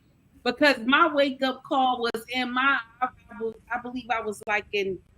I was about to hit the wall. I was close to the wall, like 3 steps from the wall. Okay. And I kept saying, why I can't find any men? Why I keep messing this up? I kept saying that. Why am I messing this up? Because it's something in you that needs to change. It's something in you. You have to learn accountability. It's something in you. And thank God my husband saved me from the 3 steps. But I'm gonna share some with you. I had to pump out those babies like back to back, boom, boom, boom. It was too much. Okay. But I'm telling you, what I'm trying to say is that, my sisters, it's time for you to take accountability for your shit. Black men are not your problem. It's the black men that you're choosing. Exactly. That is your problem. All black men are not your problem. But let Oprah tell it, all black men are the same. And that's not true. Because you will have some good and you will have some bad. And black women, you will have some good and you will have some bad. That's just my take on it. Well, let me just add to the fact that everything, I agree with everything that you said, but that's why I don't understand sometimes. We in 2023 going into 2024 still using stupid ass excuses from 1909 to give reason why you can't find somebody, you can't get married, and then turn around and say that people like me and Taki, Bella, and Mona are the problem when ain't nobody bothering y'all, ain't nobody of us bothering there, not none of you, but you find a way to come and bother us because you mad, you hate it. The truth is a daggone truth. You can't get it. So instead of acting like a normal person and going ahead and asking some damn body, you would rather attack because that's all you got. Then at the end of the day, as soon as somebody say you an angry daggone black woman, you're going to be mad talking about that's racist. You know, we don't play those games. Everything is racist. So I'm going to need you to find a new daggone excuse. Yes. And I'm tired of them using slavery. You wasn't there. You was not there slavery. Slavery, this the slave of the slave master. Y'all should act right because of slavery. Yes. They're about to add the color purple. I'm gonna have to add that to my shtick. The color purple is the reason why I can find a man. Yeah. That was the next step after slavery. That's what they talk about. That whole era, that time frame, that color purple. You gotta remember, slavery had just ended in not what 100 years ago. So you still in the South, you still doing all this work in the sun. That's why they had missed out there pitching hay. So it's still that Southern, I guess, country backwards mentality. And that's why they're gonna pivot off of slavery and see like, oh, the white man treated Mister so bad. That's why he came home and beat Celie and beat his woman. And even though we never saw that in the movie. We never saw it. We never saw that. When we were talking. TJ, you remember your point? TJ, you remember your point? When me and you were talking earlier, you said you wanted to make sure you got it in about the times Mr. B. Celie. Yeah. I'm like, Kofa, I'll be having these senior moments like a motherfucker. He don't remember nothing, y'all. But no. I noticed in the movie because another theme in the movie is the fact that Mr. is violently abusive against Celie. But I noticed there was only 2 incidences in the movie. They only depicted it twice. One at the beginning, when she was combing the girl hair, and then almost, and then when she was reading the letter. Yep. Well, I think TJ, the only problem I have with that statement is you put only in front of it. So is you saying 2 ain't enough? No, I'm not. Right, like there's no only, like one is, you know what I mean? Like I'm just talking about, what they want us to gather from him is like he's this big vicious. That's his nature. Yeah, that is nature. Yeah. But if that's his, like when we saw What's Love Got to Do with It, we saw Ike whoop Tina ass. Every 5 minutes, every 4 frame, to hammer home. But I guess Alice Walker said it's her imagination. So she wanted us to imagine that on the day, Celie was getting that work. She getting that work put in on a daily basis. Yeah, I see what you're saying. Yeah, definitely. Yeah. So even oh, my bad. No, I just found it interesting that I'm not saying that the character Mr. isn't a brute, but if that's a central theme, why didn't we see more of it? Or even I'm not knocking the backhands that he gave, the 2 different backhands he gave her. Why wasn't these beatings more vicious and violent? Sophia's knocking people out was more vicious and violent than what we saw Mr. do. This is true. Yeah. But then that goes back to that scene that all my life I had to fight scene. because she went down the list. I had to fight my daddies. I had to fight my daddy. I had to fight my brothers, plural. Had to fight my. Everything was about fighting a man. So it wasn't nothing for her to hit whoever, because she needed to get it out, because she had been abused. She had went through. That was the overarching theme for a lot of it for me. Now, a lot of sisters took it as black women triumph over their, struggles and stuff with black men, but it was just pretty much black men were incapable. Because you look at Suge Avery daddy, he was pretty much incapable of forgiveness up until the end. Like, even to the point where she came back from Memphis, she was like, "Oh, I's married now." That favorite scene, I's married now. He slapped horses, and they kept on riding. That day she came into church, I just wanted to stop by and see you. He got up, he walked out, he closed the door. So even though this man wasn't abusive, this starts sprinkling in lack of communication. He was emotionally abusive. We hear now. Say what? I said he was abusive. That was emotional abuse. And see, that's what I'm talking about. By today's standard, that would have been emotional abuse. That's what I'm saying. He lacked communication. He lacked forgiveness. He lacked understanding. But this man, the preacher of the town, and his daughter, the town jump off, or the county jump off. Let old man Albert tell it. Okay, well, he was supposed to pray her. He was supposed to pray her to the other side. He was supposed to pray her to redemption. Not act like what happened while everybody still knew. Look, everybody still knew, but at the same time, he can't have her up in the choir. No, I ain't say she had to be up in the choir. And then it's just interesting too, because we saw motherhood as something hard from the women's perspective when we saw Sophia Seeley. They had to take care of the children and all that. But even Sophia was like, Harpo, come get this baby. I got something else to do. I got, she passing the kids around. Told, Lawrence Fishburne character, get my children out of here when something jumped off. But we never saw the adults' children. We never got that story. We don't know what happened with Mister's mother. We really don't know what happened with the girl's mother, Celia and Nettie. Could we end up finding out that one? Daughters either, because remember Harpo had two sisters. Yeah, that's what I'm saying. So all the different layers of stuff, we don't know where this trauma was passed down from. The only thing we're seeing as far as the trauma is coming from the men. So it's like we're incapable, can't keep our hands to ourselves, can't communicate, can't do. And to bring it home, now we're getting ready to do it in 2023. Mm-hmm. But they had to. Do we've been talking about we've been talking about the old film, because the old film is what we have as a baseline to go off of. But it begs TJ's question at the beginning of the stream: why now? Why 2023? We know what the story gonna look like, and y'all niggas gonna sing and have dance y'all way through this shit. And everybody getting their ass whooped, still happy than a motherfucker. Mm-hmm. I'm gonna use that. Come on, bro. Hey, Kofa, I'm gonna use that question. I'm gonna steal this from him. I'm gonna use that question as your final thought. So we can get on up out of here. I told you guys, we ain't gonna do no 7-8 hours. I asked it at the beginning of the question. I asked it at the beginning of the stream, why now? So we can go around the panel. We're gonna start with him. You can answer the question and then your final thoughts on what we've been doing tonight. Nah, TJ, I just want to say, man, salute to you. You know what I'm saying? Not only did you put this idea together, but you put so much pain and effort into it. You know what I mean? So much so, like, I'm like, damn, I ain't responding 24 hours. I feel like that's bad email etiquette. You know what I mean? That's how you made me feel.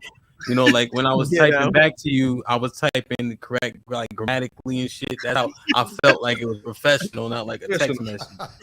You know what I'm saying? So shout out to you, man. Why now? Yeesh. After all that, I didn't even think about that, you know? Why now? Why not now? You see our people are destroyed for a lack of knowledge, you know? So, you know, if we don't know anything and we perpetuate poor culture as it is, what's a little bit more sprinkle? You know, the question you just asked to the ladies, pain is pleasure to us.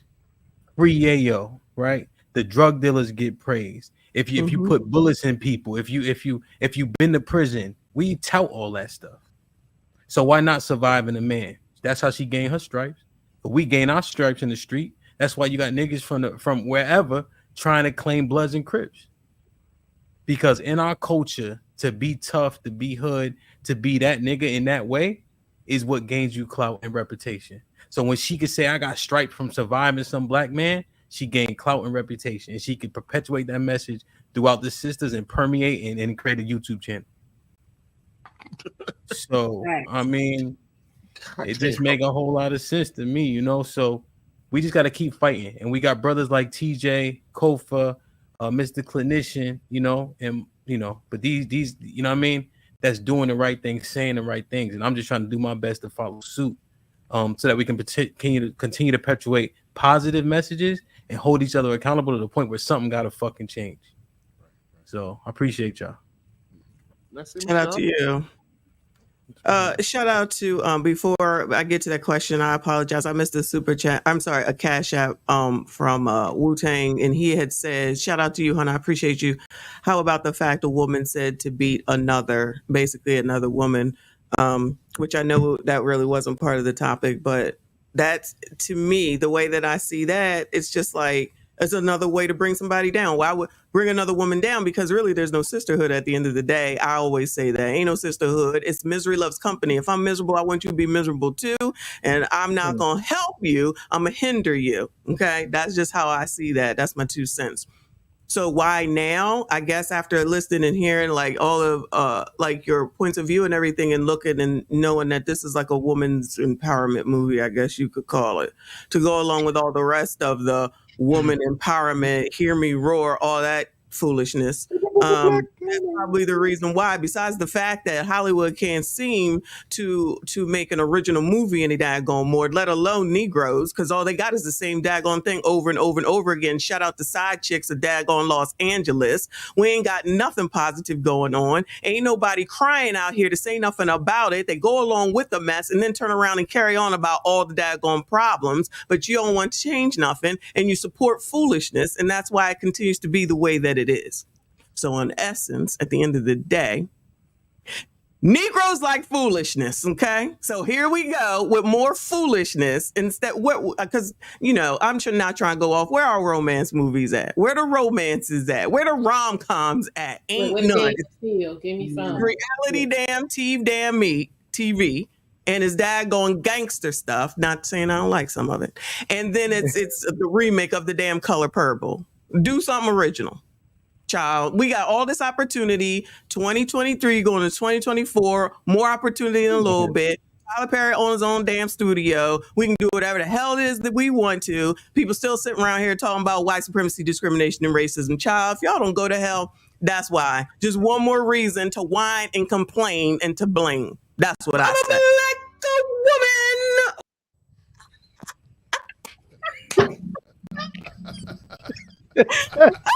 Shut up, you.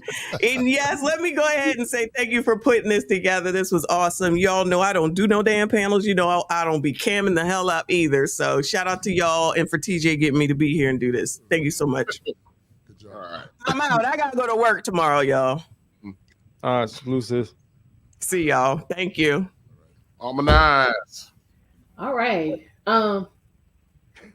Why now?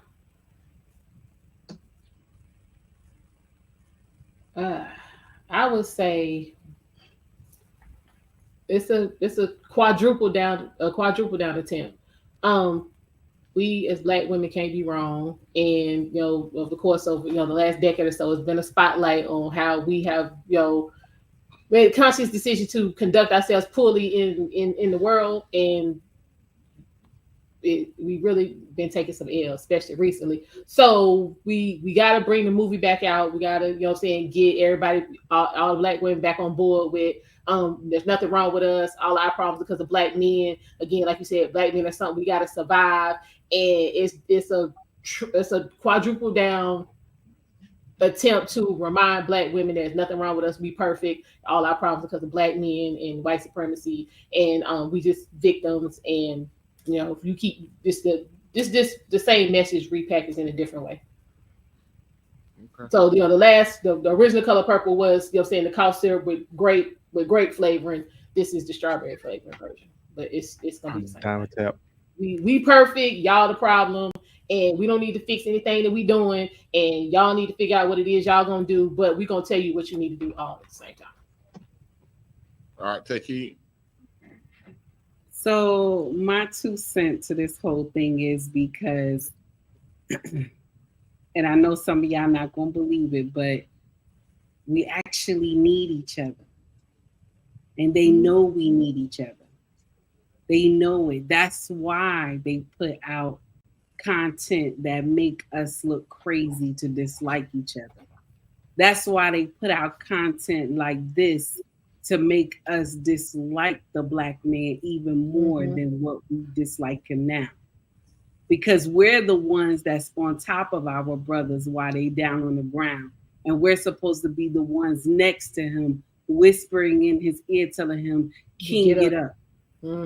King, get up. You can fight. King, get up.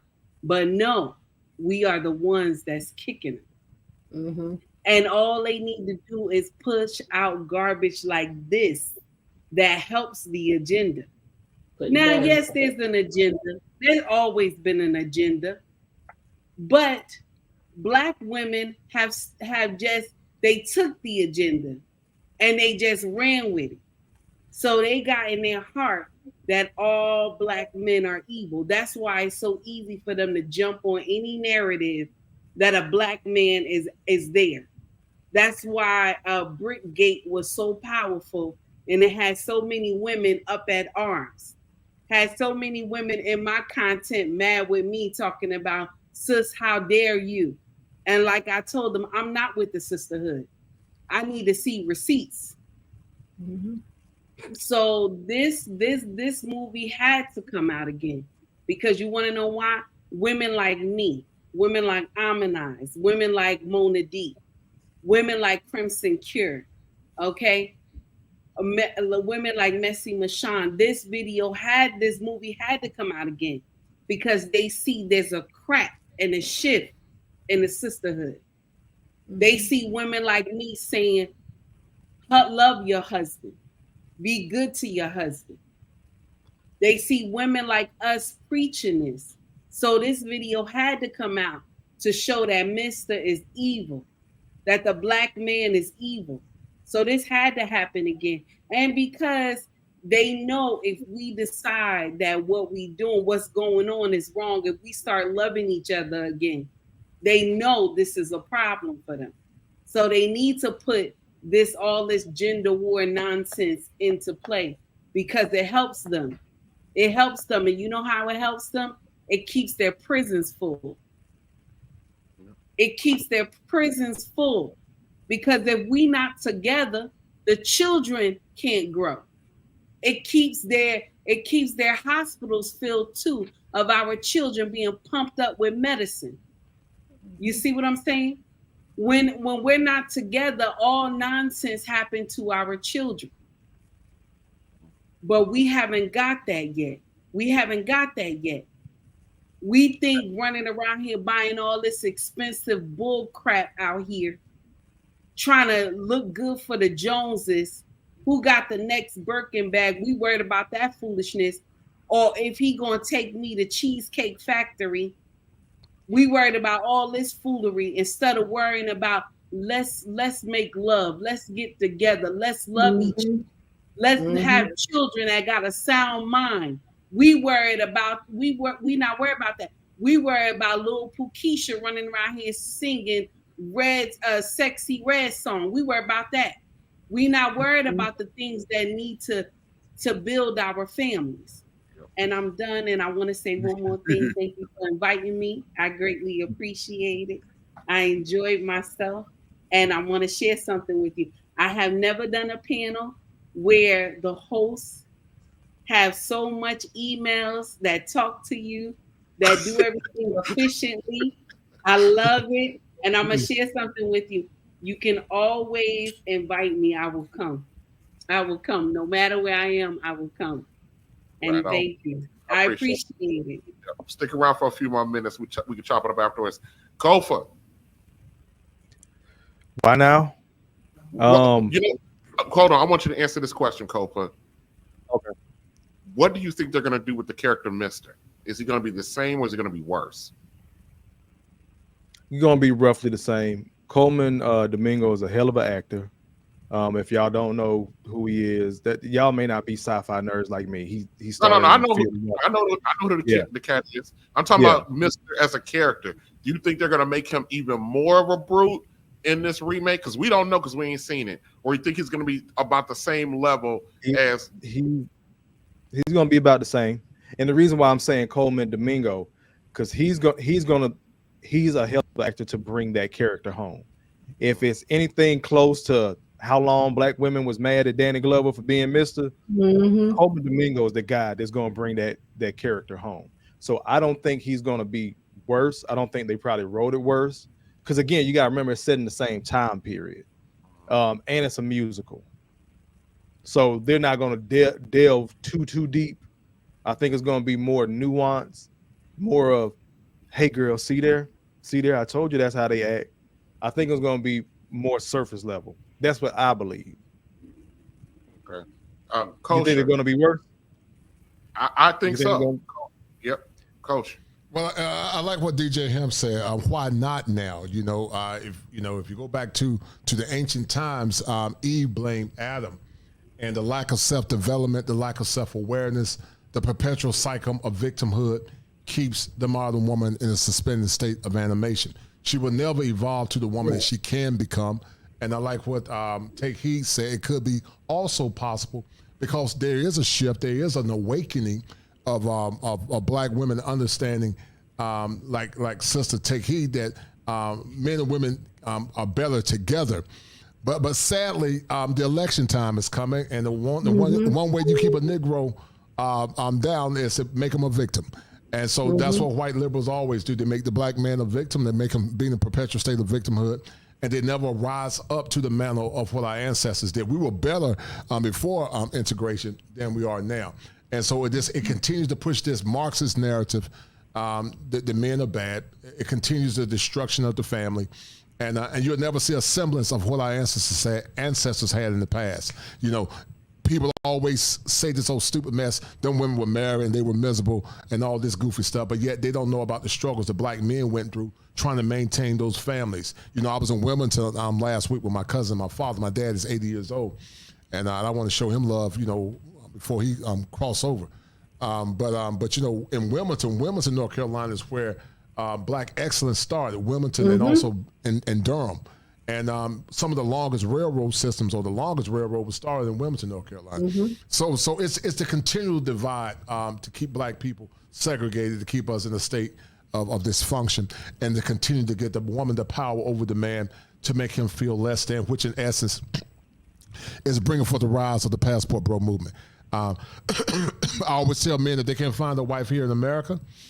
I tell men to travel and try to find your wife in foreign countries. Because the pickings is slim, man. It's hard to find traditional wife-ready women that are willing to be taught. And, Take Heed said something earlier about train. The word train is synonymous to teach, but women get triggered when they hear the word train, but yet when you go on a job, you get trained. When you go to war, you get trained. When you go to school, you get trained. When you go to college, you get trained. But when it comes down to being trained to be a wife, to be a wife to a husband, all of a sudden they think oppression and slave. So it's thinking errors, just like what I talked about a few minutes ago. But sadly, some will learn, others won't learn, and the ones that won't learn, they're gonna be singing that song by Patti LaBelle, "On My Own" with a glass of wine, a cat, and a dildo. So, all right, Hamp, do me a favor. We got a couple super chats. Let's get through those, and then we're gonna call it a night. All right, send them more. KP was popping with the $2. He says this film will definitely send them to lesbianism. It was already there. Right. I'll go get ready to hit your money clip for me. All right. I'm broke, baby. Ain't got no money? Bullshit. I see you shining, nigga. I can smell a motherfucker with money. Even Ray Charles can see you got money. Dingo by choice with the 20 ball. TJ and the Panda. Shit like that. Shit like Keep that. standing on business, bro. Look, hey, as much bread as I dropped over there, you brothers could have gave me a little bit more money. That's right. I'm complaining about $5. Wow. They know I'm just fucking with them. There's a storm with the $10. It says your husband Nigerian men are scammers. Pookie and Ray Ray sell meds. Ellipsis. What's the difference? Black women are not screwing the same man, by the way. Them, they, y'all. Who y'all talking about? Oh, not y'all, though. Stop the cap. Stop the cap. If we ain't been up here 3 hours, we would address that, but we're gonna ignore the foolishness with that. Oh, I can't get that one. Huh? Yeah, go ahead and take that. Go ahead and take that. I can't be toothpick Kofa. Go ahead and take that. Go ahead and take that. When that shit boiled down to it, we always complaining about women. Chief complaint is that men are liars and cheaters. Correct? Everybody on the panel in the chat agree that. Yeah. Most women say that men are liars and cheaters, right? Mhm. How in the fuck can he cheat if he's not sleeping with another woman? That means there's one dude for multiple women. So multiple women are getting piped by single men. One dude. There's a handful of guys out here because we love calling men simps and suckers and everything else, and he ain't getting no cat. But we love the hoes, but we know even the hoes have options. She gonna go with the most money. She gonna go with the most who she's attracted to, whatever the case. And women know it'll be one dude fucking 5 women, 3 of them will know it. Won't nobody say shit. How the That hell right these there. kids got? I say it all the time. How the hell these kids got the same daddy and don't have one? God damn, Kofa, we gone.